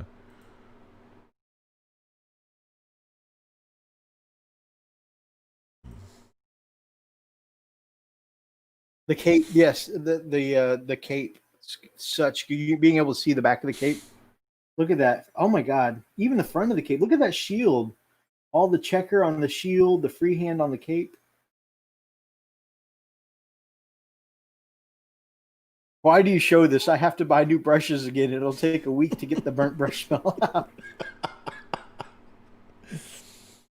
Oh man. I don't know. I'll be setting off the fire alarm here again in a minute. Yeah. Oh wow. Oh my gosh. Are you serious? So detailed. Also, it's kind of cute that the cape matches the horse armor or the horse blanket. This looks like it's Phenomenal. Absolutely. It looks like the reflection of the sun going down, like sunset. Look at this. Oh See, my I thought of it gosh. as kind Horse. of catching some of the like reflecting back the red color of the cape above it, Well, like a mirror of the red cape above it. oh no. Well, maybe I don't know. It's all up to interpretation, but it just looks really badass. It looks amazing. Oh, yeah, if it's up there too. No, I guess that is sunset. Yeah, either that or he just. Yeah, whatever it is, it's amazing. It's just so good, dude. Man, that is just not right. That just doesn't make no sense. Oh, goody, there's more. Wait. Go back to where you were. What? What? The same one? Limbo Miniatures posted it, but it looked like I didn't credit the right person. Oh, I said Limbo we got Miniatures. a bunch of them by posted it. Casculps and painted by Kanaev 1978. Okay, good. Definitely want to make sure we credit the right people. True. Phenomenal, absolutely phenomenal.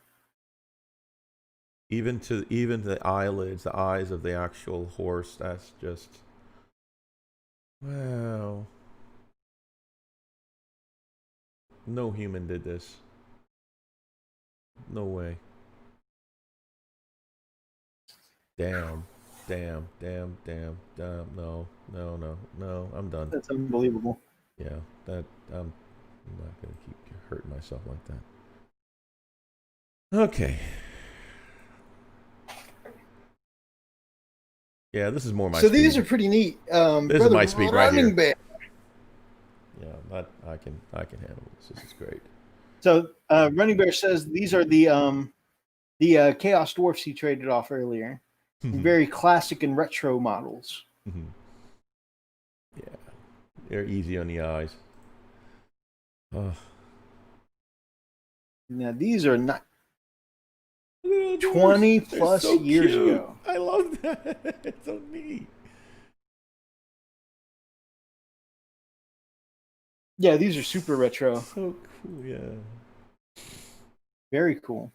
Come on. Go down. Gamecraft Dragon says, I take solace in knowing I did 350 figs in the time that the last guy took to paint that horse and cavalry guy. Hey, you know what? That's a good point. That's one of the points that Rob from Miniatures Paintbrush says, is that there's those guys, and then there's guys that actually, you know, paint a lot of models to get them on the table. You know what I mean? So it is what it is. Yeah. Oh yeah. We had kind of the same talk with Elst Nation too, right? Where he was talking about it's a. Speaking of, it's the legend. Oh my God! I spoke his name. Right? You got to be careful. You got to watch it when you say his name. If you invoke the name of a just greater pops out of nowhere. You invoke the name of a greater entity. Their chances are they may listen. That's right. That's scary as hell. Someone Names summoned have power. me. Someone summoned me, and poof, here he is. But we had the same talk with Elstonation the first time we had him on the show. Remember, we was talking about how it's a different mindset when you are painting to do numbers and to put figures on a table and to game. Yep. Like painting quantity is its own mindset. Painting to game is its own mindset. And painting, you know, and spending loads of time on a display piece is a whole different mindset. True. Whole different mindset and often whole different skill sets. Yeah. You know, so. Yeah. Yeah, so I mean, those are all things when we do Art of the Week to keep in mind. And of course, one thing I want to reinforce, and you guys, these are some pieces that people have sent to us, but I really want to reinforce that we are comfortable sharing all walks of the hobby, right? We doesn't, because somebody once asked me not a week or so ago, like, what does it take? You know, what does it take to get my art in Art of the Week? And I'm like, we take pretty much anything. It's not like there's a certain imaginary bar of quality that has to be on show. I mean, we just like celebrating people who are enthusiastic about their hobby. Yep. You know, or in some cases, people who see other people's work and they're enthusiastic about, hey, I saw this. This inspired me. I love this. This looks great. You know, or suffer the Great Depression after watching the awesomeness and makes you want to just burn everything. So. I don't want.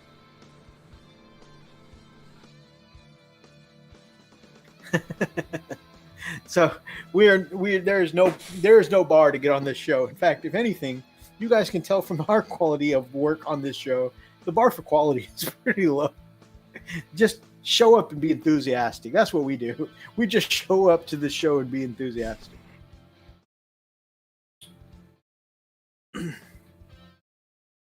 Elstonation says it's the Beetlejuice effect.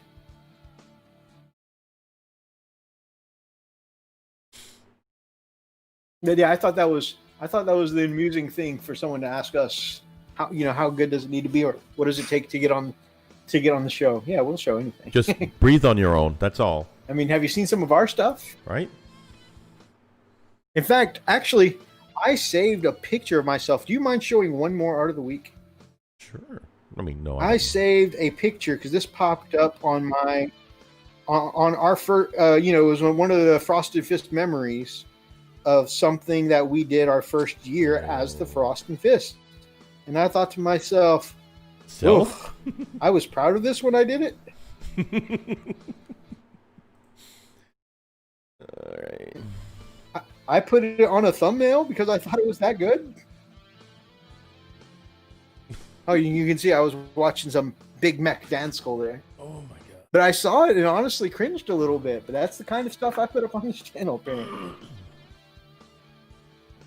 Oh, wow. I'm intending on submitting figures so everyone hesitates for a second and stops burning their brushes. Just glad it's Friday. Been a long week. Man, I have been waiting for Friday since Tuesday, guys. Amen. I've just wanted to hurry up and get to this chat. Yeah. So this right here, guys, this I thought was good enough for a thumbnail our first year YouTube. That almost painful. That's my very first power sword effect there too. Oh, you were so proud. That literally makes me cringe. But we were so proud. That huh? You were so. I was so proud. Yeah. There's a little delay, but it's okay. We'll go through it. But yeah, no, it's an absolutely amazing. See if I can find piece. that same guy. You know, at the time, at our level, it was an amazing piece, and it worked. So yeah, absolutely.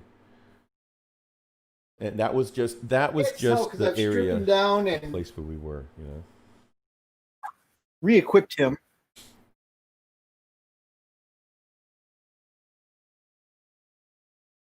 But this is that guy right now. Look at that. Night and Same day. guy. Night and day. A long way, baby.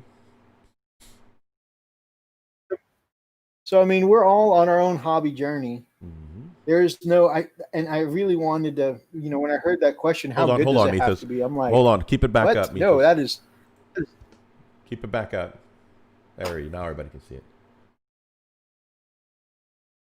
Yeah, there it is. Beautiful.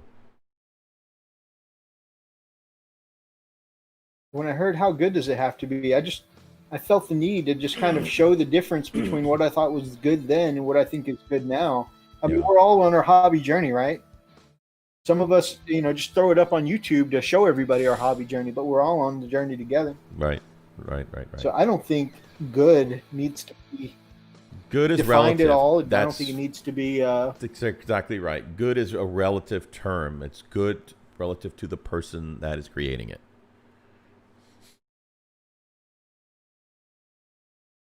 So yeah, I mean, be excited about your hobby. That's all. And let us celebrate with you. Don't worry about how good. Yeah, absolutely. Speaking of which, I think this is a great segue, Freak. Speaking of which, while we want to celebrate and lift people up in the hobby, there can be sometimes occurrences where we come across trolls in the hobby, right, Freak? True. That's so true. People that can rob you of your hobby mojo.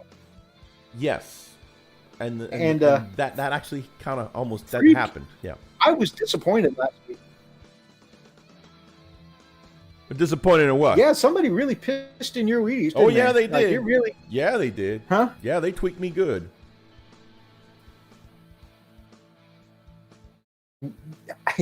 He was at the point where he told Brother Atlas and Brother Oni, I almost offered my wolf brother a great discount on some Imperial Fists. Have you guys had any interactions in a hobby where you thought, you know what, maybe I'll just hang it up? That's how pissed you were. Yeah, let me just preface it with this. Specifically hobby interactions. Yeah, hobby interactions. Whenever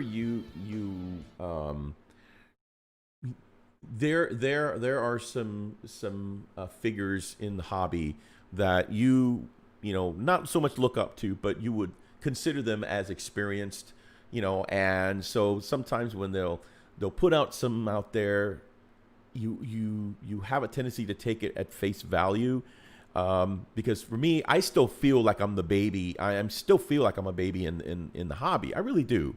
There's so much that I have to learn. There's so much that I'm still growing on.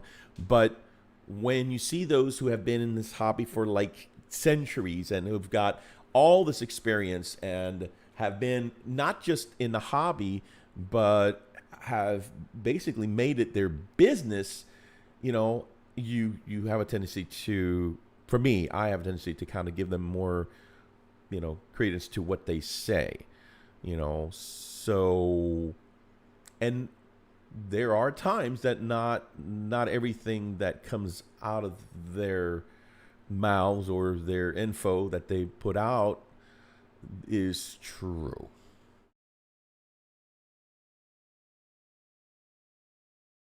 Yeah, of course. And unfortunately, I think part of it is that, what we do is, like this channel, among many, many thousands upon thousands of others, it's a social media channel at the end of the day, right? Right. And sensationalism pushes your content further. And some people have gotten so successful at this where sensationalism makes them money. And in a way, there's an old saying that I think definitely fits with this. Sometimes controversy creates cash. So sometimes some people in our community literally get paid to stir up shit. And they put out content that is going to upset people because it's going to make them money. Yep.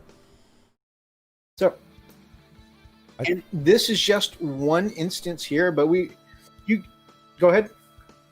Well, no, I was going to say that I think the part that upset me the most was the fact that there are people out there that are hell-bent on driving a wedge between the consumer and GW. And I never realized that that was a thing. Again, like I said, I still feel like a baby. There's a lot that I'm ignorant about in the hobby. And I just never realized that there are people out there that are trolls that are hell-bent on making sure that the consumer, me, the hobbyist, me, and GW have a wedge driven between them and caused this division. It caused this, animosity. I'm telling you, I was pug pissed. I was done. I was like, you know what?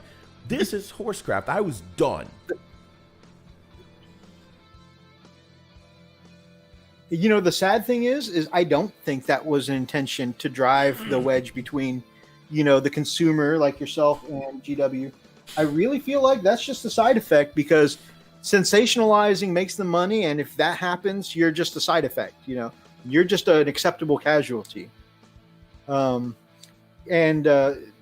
give you the breakdown. Of course, we're not going to throw around names, but I mean, y'all know there's a couple of different people who put out articles, different channels out there who put out news that maybe aren't always good news sources, right? Right.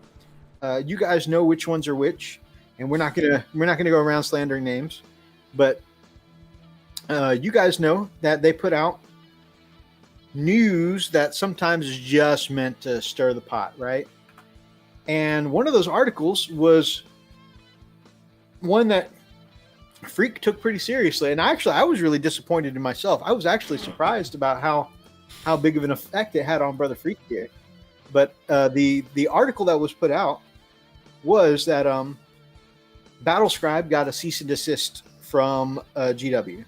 Mm-hmm. And of course, it is something that a lot of people have been thinking of, might happen for a while because of the new Warhammer app and all that good stuff, and them trying to push their own version of this.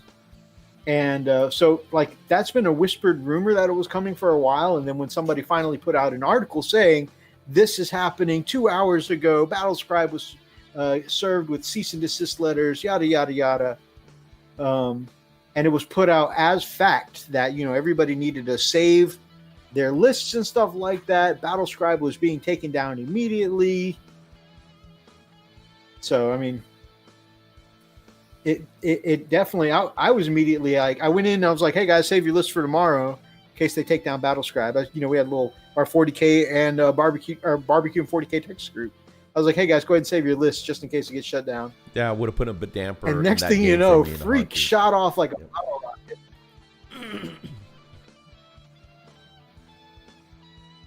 Say it again? No, I said, and that would have put a damper for me on that game the next day. That I would have been, I would have been some nasty funk. I would have been a horrible mess. I'm so glad that we found out what it was for what it was. So, because, yeah, I probably would have called out. I would not have been good company. Oof. So a couple people, Brother Steve, good to see you, Brother Steve. From Who Took My Dice says, "Sup, gents? Controversy sells. Sometimes some people say it sells even better than sex. Having been a GW staffer, I know very well how much certain members of the community hated us as GW as a whole. Make sure you always check perspective opinions." Archer says, "I legit figure it will still happen once they get the 40K app all the way online. Right now it's a glorified Google Doc." Running Bear says, "Just like the old carpenter saying goes, measure twice, cut once, always get others' opinions before you do something. Freak can't tell you how many times I almost quit this game over someone else's crap. Just hang in there, bud." Brother Australian Jesus Kaiju says, the old adage, the squeaky wheel gets the subscribers. Good point. Yep. Oh no, that had me really worked up. It really did, and I honestly, and it wasn't okay. So I was worked up because I'm thinking, oh my gosh, here is GW who has, I felt, worked so hard at the beginning, especially right before 8th edition came out, or around 8th edition, in that they wanted to build this bond with the community. They put so much work, and that's why it didn't make sense. Like, how are you going to do this? You're going to put so much work into the community and build the trust of your loyal fan base, and then you're going to pull a stunt like that, and it just did not add up. Well, when I found out the truth after, that, realizing that was just clickbait, it was just to cause controversy, I was more furious at the fact that this was allowed. It doesn't matter. You can put up whatever the hell you want, but don't call it freaking news. Don't say, hey, hey, this is what it is. That was so malicious in my mind. That was one of the most malicious things that I could think, because there are so many people like me that thought the same way. I'm like, what the hell is this crap? Why are you doing this? Why are you doing it as a community? Why? What you gain? Okay, you gain what? Views? Is that what you want? You gain clicks? Congratulations. Hooray. Woo! Yeah, you did it. You did it, jackwagon. So what does that do? Put some venom in everybody else towards you, because you did that. I don't know. I'm sorry. I'm on a rant. That just really got me, man.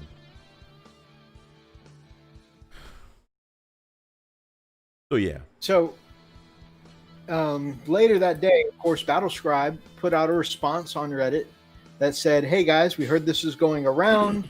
This is absolutely not true. We actually don't.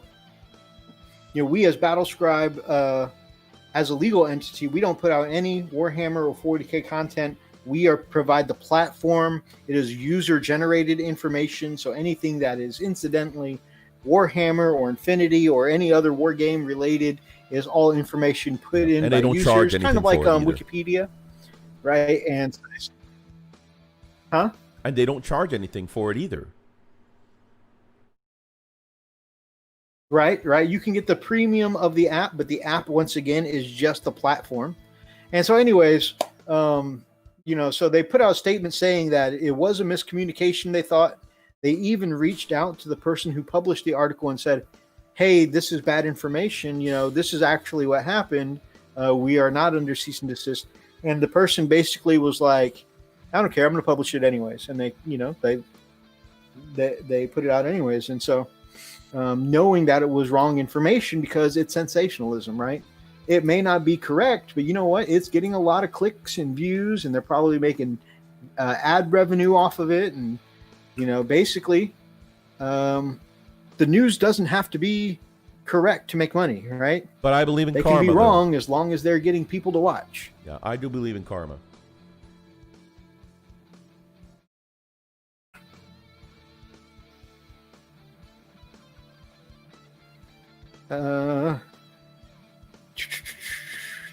So let's see. It says, "Guys, the truth is people hate GW and will go to any length to try and damage the company, the product, and its community, as long as it's been happening, as long as the internet's been around." What a massive member. Here's the thing. If it's the site I'm thinking of, he wasn't being malicious. He just wanted the scoop. It all came from a rumor that a Discord admin was joking about when the downloads were missing. Well, but that's the thing. He wanted the scoop, but even after being told that the information was wrong, he left it there. He basically said, "I don't care. It's he is a clickbaiting tool. He absolutely is." And again, that's just the thing, is that it doesn't. Going back to what I was saying, it doesn't have to be correct to make him money, right? It just needs people to view the information, and he generates all the ad revenue and stuff off of that. And of course, it's his articles lead people to his channel. His channel leads people to his articles. It's all search engine optimization. And unfortunately, that kind of stuff makes a lot of money. And I don't want to talk trash about anyone specifically on this channel. Agreed. But those of you who know me personally, I've had a few conversations with a few of you of people who started out as hobby YouTubers and then turned venomous, right? And very, controversial, sometimes attacking other members of the community, sometimes just saying things to insult their subscribers. Because, again, if you get the clickbait in, if you get people arguing with you in the comments, it's stirring up more comments. It's all feeds back in that search engine optimization. And some people literally get paid to be tools because it gets more social media interaction. Yeah. The more of a buzz you stir, whether it's positive or negative, the more of a buzz you create, the more successful a lot of people are on platforms like this one. So, and again, that was so foreign. But that same site has a lot of focus. I'm sorry, I don't mean to speak over you, Methus. There's a slight delay, but we're trying to work through it. But yeah,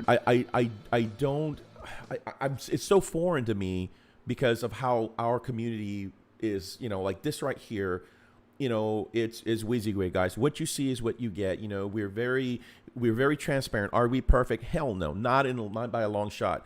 Will we make mistakes? Yes. Are we flawed? Yeah, we're human, but we're not gonna try to mislead you for the sake of clickbait. Look at our subscribers. Every one of our subscribers that we have are folks that, they come by, they like what they see, I don't know why, but they enjoy it and they stay. That's who we are. We're not growing by these leaps and bounds, but we're growing steadily, and I'm okay with that. I don't want, people coming in thinking that they're going to see something and then, come to find out that we're not what what we say we are. We are exactly who we are, and we don't try to mask that, and we love that. And you guys in the chat, you guys that come and hang out with us, that you guys see this every day. So this is it. This is who we are, and we enjoy this. This is what our passion is. So.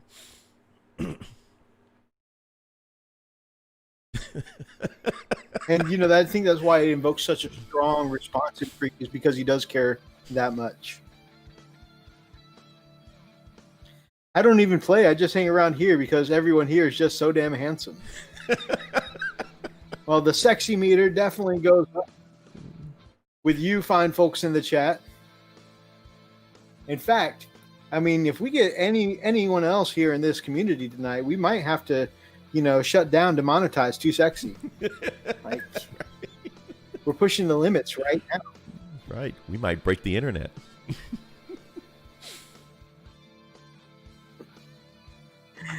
Just like Kim K and her champagne pictures. Anyways. All right, guys. So we're going to go off. I think anything else you want on the soapbox, Freak, before we transition over? I think we've definitely, our peeps are good peeps. I think they've all kind of feel the same way. They've got the measure. And everybody else says the specific troll we're talking about is an absolute tool. So I think everybody's on board.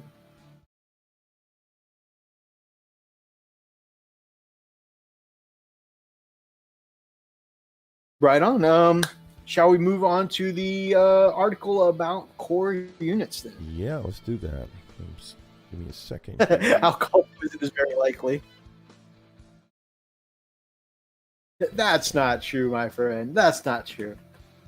Especially when people can go over to your channel right now and see some Let's Plays with that glorious flowing beard of yours.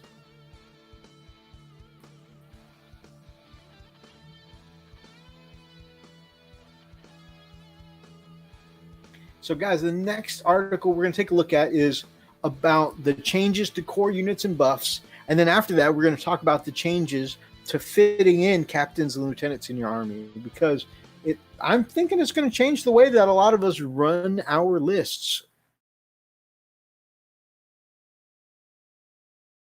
Really, until we know what the full list of what is a core unit, it's going to be hard for us to know. Mm-hmm.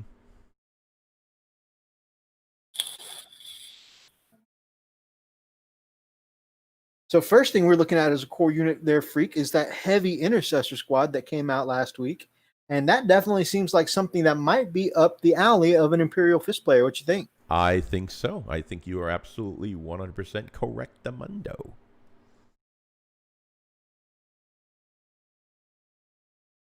I mean, being able to get heavy bolters, toughness 5, 3 wound models for your troop choices and their core units, and they've got the bolt keyword. I mean, you boys in yellow are definitely going to be laughing all the way to the Yes, bank. yes, and yes. Shut up and take my money.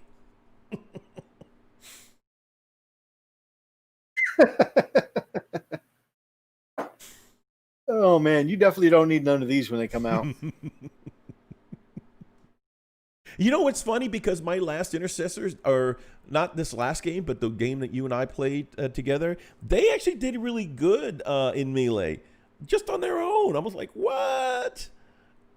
Could you imagine? The regular intercessors? Yes. Yeah. Yeah. That's like, what? Intercessors, and I've been saying this for a while, of all the well, I mean, up until this last release, of all the Primaris that were out so far, you know, regular intercessors have been some of my favorites for melee. And now with assault intercessors, especially if they start getting some of the abilities that regular intercessors get in the next codex, they're going to be even better. Assault intercessors are going to be awesome. -2 AP for the executor heavy bolter. Oh my gosh! And then and if you're starting off in the right doctrine, that's just not right.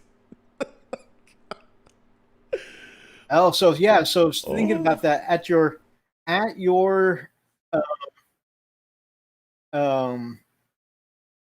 Devastator doctrine, that's going to be a freaking heavy bolter with -3 AP. Yeah. 3 damage. And as Imperial Fist in your Devastator doctrine, don't you get like an extra damage against vehicles? That's correct. You could have a heavy freaking bolter pinging away at vehicles for 4 damage on the first turn. Yep. That's just not right. Oh my gosh.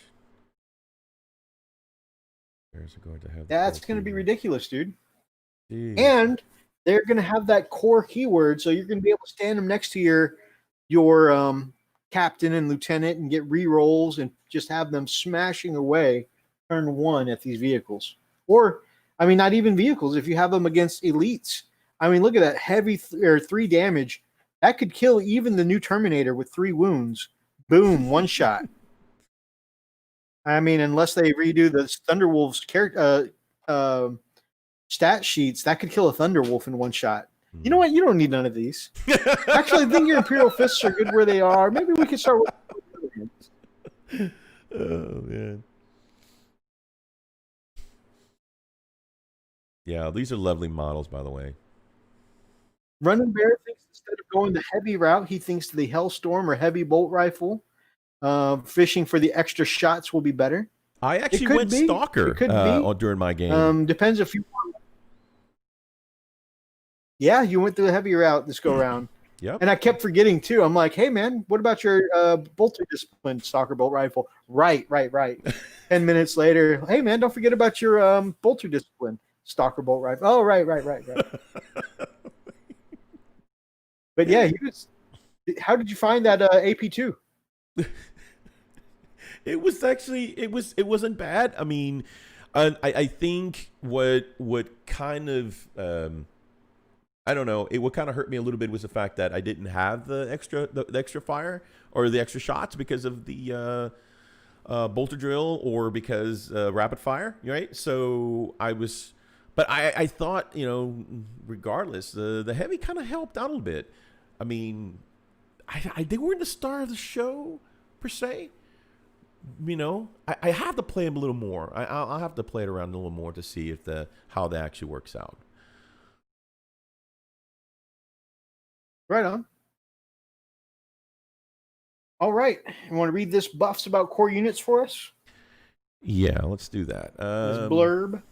So it says the core keyword is used to identify units that form the fighting, core of an army. These are most commonly represented by units of line infantry, though this doesn't mean it's exclusive to troops, nor just infantry. In the case of the first 2 books, Codex, Space Marines, and Codex Necrons, many elite units such as Terminator squads and Lynch Guard, as well as fast attack units like Bite squads and Tomb Blades, have the core keyword. Even some vehicles will be core units too, where appropriate.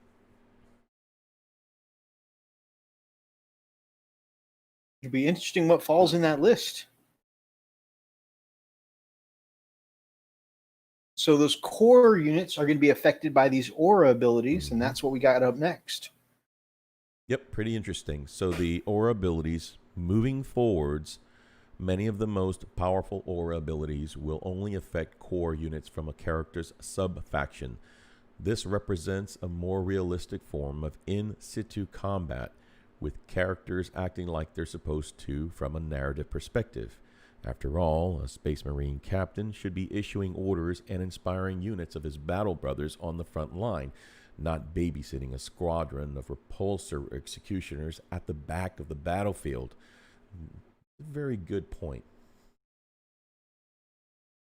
So you can see here there's... I hate this because, I mean, I can understand their reasoning, but man, I just painted up my White Scars captain to sit at the back of the field and babysit my repulsor.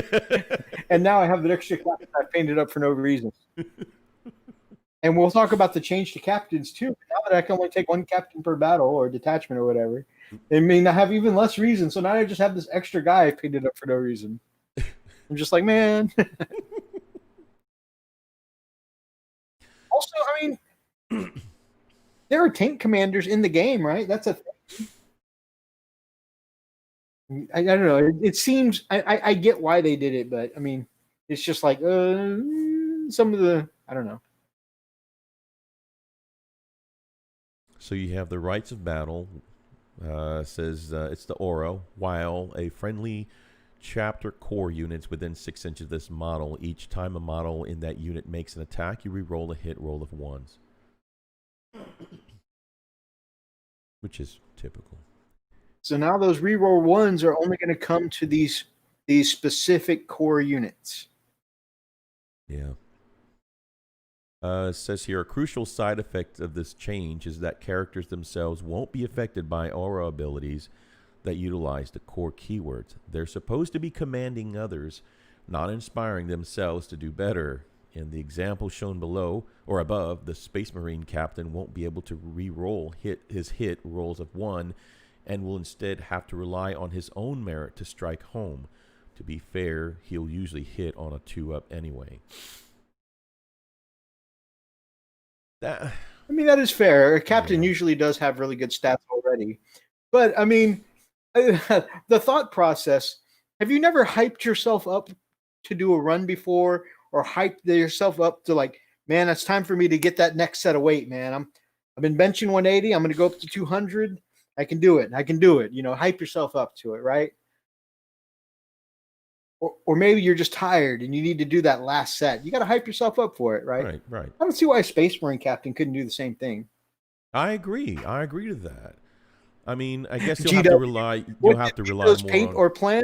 Time to change everything. Yeah, I guess you'll have to rely on. Sorry, I was just reading the comment. Yeah, you just have to rely more on the. Oh Jesus! Now, is that a wolf? Good God! Yeah. Anyway, wow, I just went blank. Oh, awesome. Okay, the stuff that you pay points for until you can actually utilize them. Help me, please.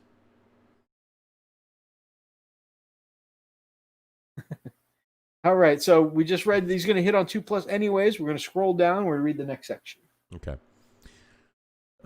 So that makes sense. I mean, they do hit on 2+ already. You know, they've got good stats, but I mean, you are cutting into their efficiencies when they're not buffing themselves. I know that they're trying to cut down, you know, all of this I'm sure is because Smash Captains are a thing in the game and they want it to not be a thing in the game anymore. So I know that's what all of these changes are for, but it's just like, man, some of it's just, I don't know. It's understandable, but bullcrap, you're telling me that a captain is worse in combat than the blade guard he is with? Total crap. It's kind of stupid. The blade guard would hit more accurately than the captain leading his company. So do blade guard already hit on a 2-up? Because I know the captain hits on a 2-up. So if they're hitting on 3s, re-rolling 1s, that may not necessarily be better than hitting on 2s all the time without re-rolling 1s. I don't know. It might be good to look at. So my question is, yeah, they're still trying to break up castles and Death Stars. Yeah. So what I was trying to come up with before I went brain dead was the stratagem. So I mean, even though they can't rely on their own, I mean, surely you can pay for the stratagem and utilize that, right? Or the relic or reroll? something. Yeah. Well, I mean, your command reroll is only going to be once per phase, so Right. Correct. Okay. I mean, it would have to be a really crucial one hit to reroll, but right. But as far as like having a captain that can just reroll 1s all the time, that's not going to be a thing anymore. Yeah. Which means chapter masters, which everybody pays for right now, almost pays the extra 2 points to upgrade to chapter masters. Are they still going to be worth the 2 command points to upgrade to a chapter master when they're not going to be able to affect themselves and they're only going to be able to affect core units? That'll be interesting to look at later too. That's a good point.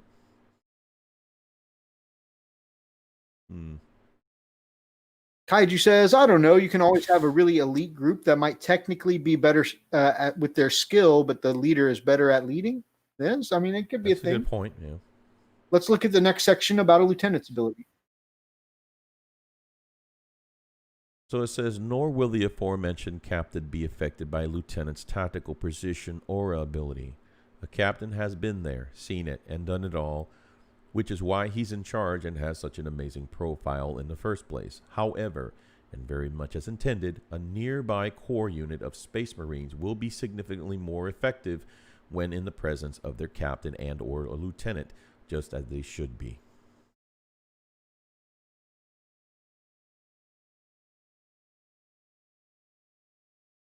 So there you go. So it used to be you would send in a squad with a captain and lieutenant together, so that way they would be able to roll 1s to hit It runs a wound. and 1s to wound, and you would overlap their abilities, so that way the captain would get to re-roll the wounds and as well as the lieutenant being able to re-roll hits. But now they're like, hey, how's the lieutenant going to inspire his boss? So now you can't get the re-rolls to hit or to wound with the captain. And I think it's just interesting. Yeah, I don't know how I feel about this. It's going to be. Now, I couldn't find the original article, so stack up these nerfs, if you will. Some people might make it just call it a rework of the abilities. Some people might look at it as a nerf. I think a lot of people are feeling like it's a nerf. Stack this up with another previous nerf saying, and you guys will have to remind me because I could not find the original article before the show tonight. But have a great night, Commodore. So now it's only going to be 1 captain. I want to say per detachment. It might be per battle, but I think it's just 1 captain per detachment and up to 2 lieutenants per detachment. So now you can't bring Torgaradon and Lysander or your own captain and Torgaradon. Right. Now you got to pick just 1. Yeah, it is per detachment. Okay, good. So now I'm less motivated to paint up Ragnar now, knowing that if I bring Ragnar, I can't bring my Wolf Lord on Thunderwolf, which is my favorite HQ right now. Right? So it's, and I get why they're doing it. That they want to have not just because there are so many. And I feel like the Blood Angels have been the worst offenders. We Space Wolves are probably in the top 3 offenders list. But, Blood Angels, you send out 4 or 5 Smash Captains, and they just tear up the battlefield. But one of the things that really kind of frustrates me about that is GW has spent the last couple years, and it goes back all the way to the beginning of Warhammer, honestly. But they've sold us a plethora of captains and lieutenants, right? The Codex lieutenant, Space Marine lieutenants is a running joke, right? Because of the number of captains and lieutenants. And I got to stop clicking on your frozen face to try and read your expressions because it's not working out for me. But they've sold us so many different captains and lieutenants, and now they're like, by the way, you can only take 1 of those. And I'm like, but you guys sold me a freaking Logan Grimnar and a Ragnar and a Herald Deathwolf and Wolf Lord on Thunderwolf you had me buy all of them, Right. and now you're saying you can't take them. Right. Am I supposed to change my captain in the list every? I mean, I understand their reasoning, but now I have toys I can't play with. What the did I paint them up for? Right? I'm like less salty about spending the money on it. Like, I put the money is fine. It's whatever. You know, I would have collected them because they look cool. But I mean, I spent my heart and soul painting up all these models that now I can't use most of them. I'm going to take probably my one or two favorite, unless I'm just playing freaking a Russian roulette every single time. Like, which HQ am I taking this time? Right. You know, you're probably going to pick your one or two favorites, right? Which means Ragnar may never see the battlefield now. Logan Grimnar almost never sees, you know, because he's expensive, almost never sees table time. You know, Harold hasn't seen a battle in a hot minute. You know, now it's just like, just saying, you know, hey, collect all these toys, but you can't play with them, irritates me. You know, and I mean, everybody knows start collecting Lieutenant is a thing. I mean, right. You gave us 700 different options for Primaris Lieutenant, and now it's like, but you can only pick two. Like, what the hell is that? I don't know. It's irritating to me to say, buy our toys, but don't play with them. That's what I feel like right now. Again, I understand why they're doing it, because the meta was very heavy into the Smash Captain, you know, and they're like, we got to find a way to break up Death Stars, to break up the Smash Captain routine, to change the game so that way people include, you know, the game to play, so that way people play the game the way we intended it. But now I just feel like I have the toys I can't play with. I understand. Yeah, you're right. Let's see. Sort of. You know, I didn't expect to get this vocal and salty about this, but it's, guys, I spent a lot of time painting them up. And now I have this really cool Ragnar. I just am not motivated at all to paint.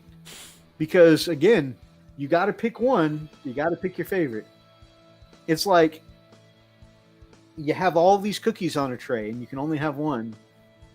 Except it's worse because you put the work into baking every one of those cookies. Oh, that's really any nerf. Oh, you just bought that model? Haha, too bad. Yeah, I know. That's really it. It's like every League of Legends nerf ever. Yeah. As soon as their new character has made them some money, then. Yep, that's a good point. Logan might see more if he gets where he can go into a Supreme Command detachment. It's possible. From a logical standpoint, it makes sense, but it's still irritating that they've changed around a fairly core mechanic from the past two editions, right? I'm very salty over how they're taking away more and more fluff from Space Wolves.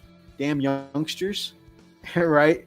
Yeah, this does. I mean, that's kind of always been the Space Wolves shtick, right? Is we have a lot of heroes and we're an elite army with fewer bodies on the table, but we send our heroes that have earned sagas out in the battlefield. Now it's like, we're going to send the heroes into battle. Yes, but only pick two. One good one and one medium one. What? And then, take Sven and Ragnar. Oh, I'm no Ragnar. Does that mean I'm the medium one? It feels bad, man. Anyways, yeah, so that's my big thing. Is like, why did I paint up all these goddamn captains?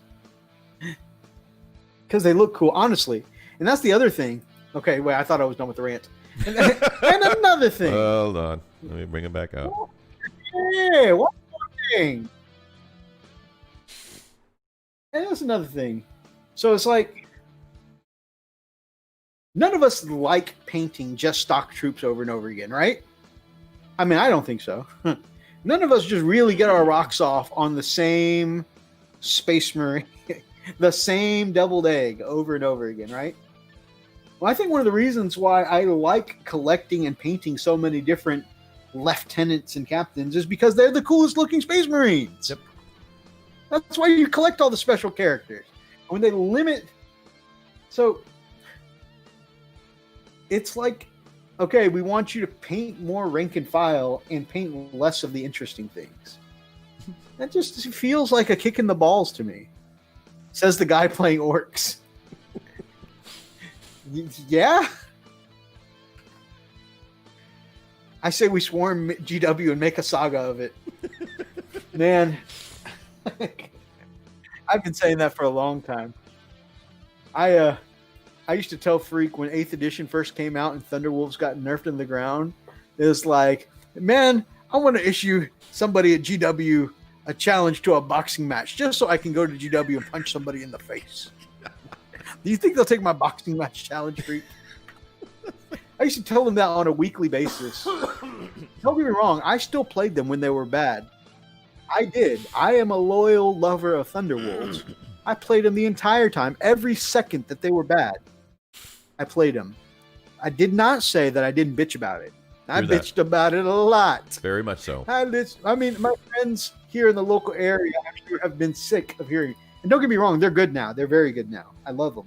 A lot of people say they're overcosted for what they do because, honestly, Wolfen are 3/4 of the points and do more damage and get almost the same mobility, especially because they've nerfed the mobility of Thunderwolves, and you know the mobility of Wolfen are very, very good.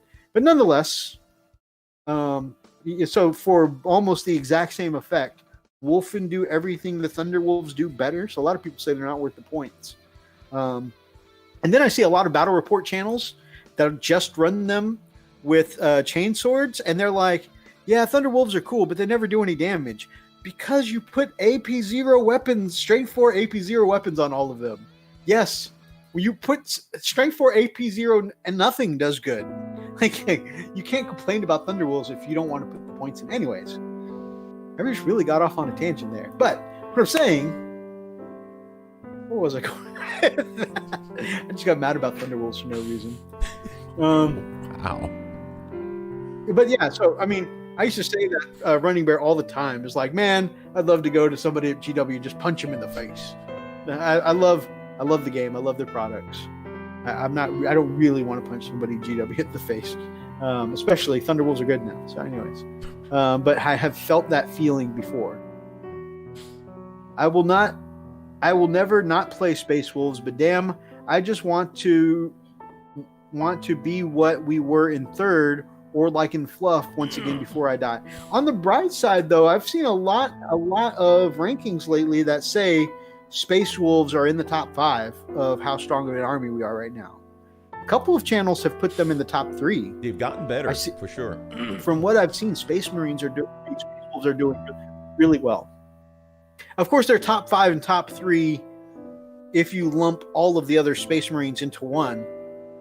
Those are the lists I've seen lately. And actually, no, even in the Space Marines, they usually come in 3rd, between 3 and 5. So, I mean, Space Wolves are in a good place right now. Everything I've seen as far as ranking goes, they're doing well. I'm just complaining because heroes are a thing. We may have the most number of special characters that are Space Wolves. You know, I just feel like this is very limiting because characters have always been our thing.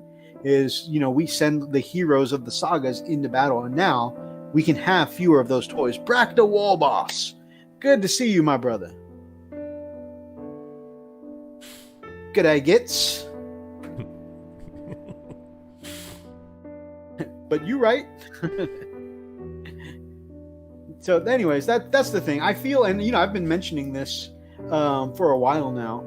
While they give us a lot of things that are unique and cool in the Space Wolves, I feel like just the box gets a little narrower as time goes by, where they're trying to make us fit in the box with the other Space Marines a little more. And is it that I still want to be my special snowflake? Yes. I'm not afraid to say it. I am a very special snowflake, and I want to be special. And so, I don't know. The Moonlight Sultanata in Sea. Anyways, I've said this like 3 times now, guys. I'm done bitching now. I am done bitching. For real though. The music in the background, if you can only hear it, man. it's such a sad, it's a sad music, like, you know, like a Moonlight Sonata, but it's sad. Very sad. I'm about to watch the stream when it's over. Howls insult. Man, you know it's funny when I said we mentioned last week, we were on the phone last Friday afternoon. We were having a little chat before I came to do the show, and I was like, "Yeah, man, we got to talk about this next week when you're on." He's like, "Yeah, let's talk about it." And I didn't think between then and now that I had this much on the topic to just spew out salt wise. This is therapy for you, baby. A little disappointed. Oh, this is therapy. Just let it all out. We're all here for you. And here's why. Yeah, this is all therapy for you, baby. Once I started with, and here's why. I am not, but will not feed you any more mythos. I will just be the old man that gets the F. Get the F on my lawn, off my lawn. Yeah, I get that. But instead of picking up a shotgun, it's just like a great big Fenrisian frost axe. Get off my lawn. Ching, ching.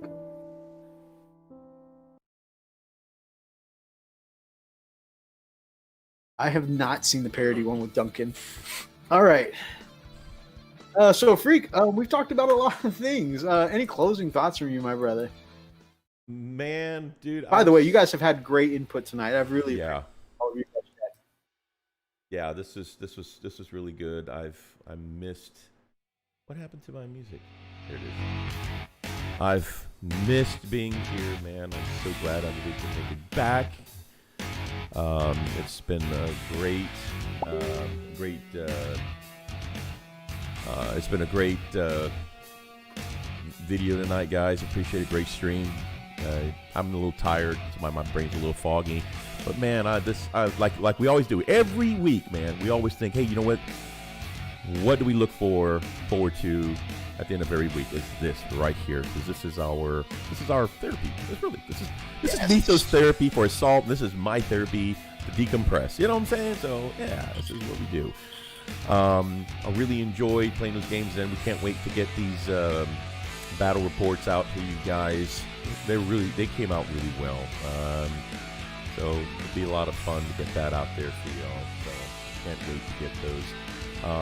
We look forward to many more games coming up, and yeah, we're going to try to record as many as we can. So now that we're getting a little hang on 9, of course, we're getting these little curveballs here and there with, you know, the core, these core rules, if you will.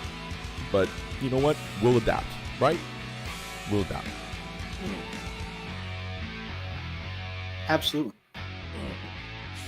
And of course, I appreciate everyone who checked out our almost about a report earlier this week. We were just trying some new things with camera angles and you know, some of our format. We're just trying some new stuff because, you know, we're always trying to adapt and learn. And of course, thanks to our amazing and beautiful patrons, you know, we do have more than one camera over at Freak's house now. And so we were able to mount it in a way that gave us kind of an angle across most of the table. It wasn't, you know, there were some hiccups, like for instance, the end of the game, you know, the action mostly took place off the board, but we're still working on it, right? We're still figuring it out. But overall, I mean, we tried some new stuff, and we appreciate everybody who had some feedback on it and left us a comment and basically even just watched it. It was really fun stuff. We're improving on that, by the way. This week, we actually, thanks to our amazing patrons, ordered 2 more battle mats. So there'll be nice, decorated battle reports in the future. Our battle reports, watch Freak roll 2s for 4 turns. Oh, man. Yeah? Yeah? I mean, you're not wrong. You're not wrong. That's fairly accurate.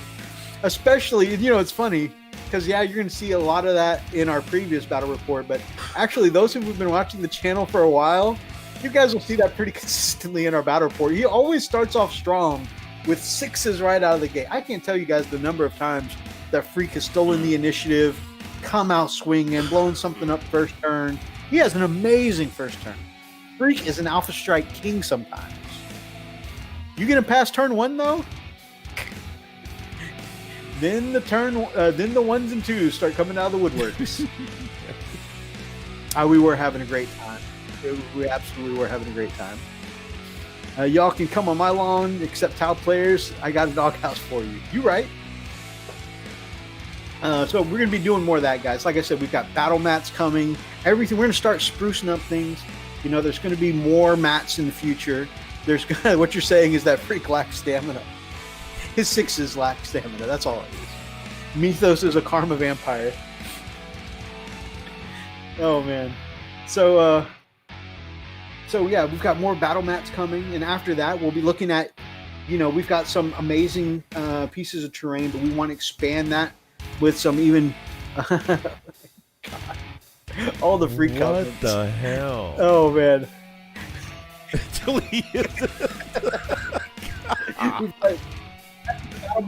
have you done? Upgrade our terrain a little. What have you started here, Mythos? I'm not sure if I want to get some of the great GW sets coming out, or Pegasus Hobbies has some really sharp looking ones too. Or maybe we might go back to, you know, a friend of the channel, Urban Mats, and look at some of their terrain as well. There's all kinds of options. So those are all things we're looking at. But I mean, yeah, so you guys are seeing the upgrades as they come. You know, I'm really excited to get those new battle mats here. It's a roast freak open night, apparently.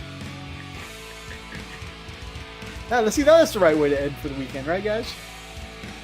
Speaking of our amazing patrons who are helping provide all of this for us, want to shout out and thank our patrons. Guys, if you do get excited about this, if you got me in your earpieces, you may want to tone a brother down. But we want to make sure that we thank, number one, our blood claws, like Heinrich Batha. Heinrich. That's all I got. Keep going. Or Running Bear. He's running like a bear. If it's a little awkward tonight, guys, Freak and I do have a little delay between us tonight. Richard the Nerd Life. Big, lovable nerd. Big Mac Danskull. He drives a Big Mac. Ryan the Mini Warmutt. Bow wow, baby. Big D the Gamecraft Dragon. Because he's got a big D. G5 Gaming. He is the chief. Inquisitor Zane. Insane in the membrane. Zack the Crimson Painter. Always painting red. Grey Hunters like Brother Roxas and Kaiju Shorts. Master. And Joker. Oh, Australian Jesus.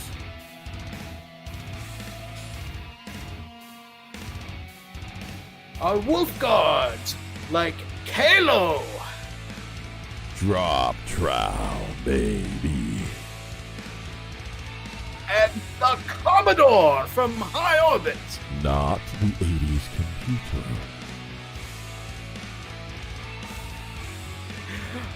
Wolf Lords like the Defender of the Imperium. The ultimate Wolf Lord Mix. Clap them cheeks. The ever mysterious and crusher of his enemies. The ultimate Wolf Lord Anonymous. Scary, he might be behind you.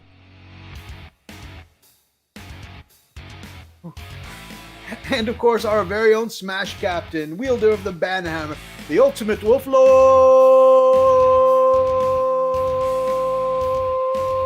Archer. Wanna smash? Guys, that delivers my head. Guys, thank you so much for helping us out, whether you're hanging out with us on a Friday night and basically lifting our spirits by being part of our hobby community during our favorite time of the week. Also, big thanks to our patrons who have helped us do so much. And again, we're always getting in new equipment and material to help us do what we do for the channel. It's crazy because we started doing these battle report videos at our local game store, which we're not really welcome at anymore.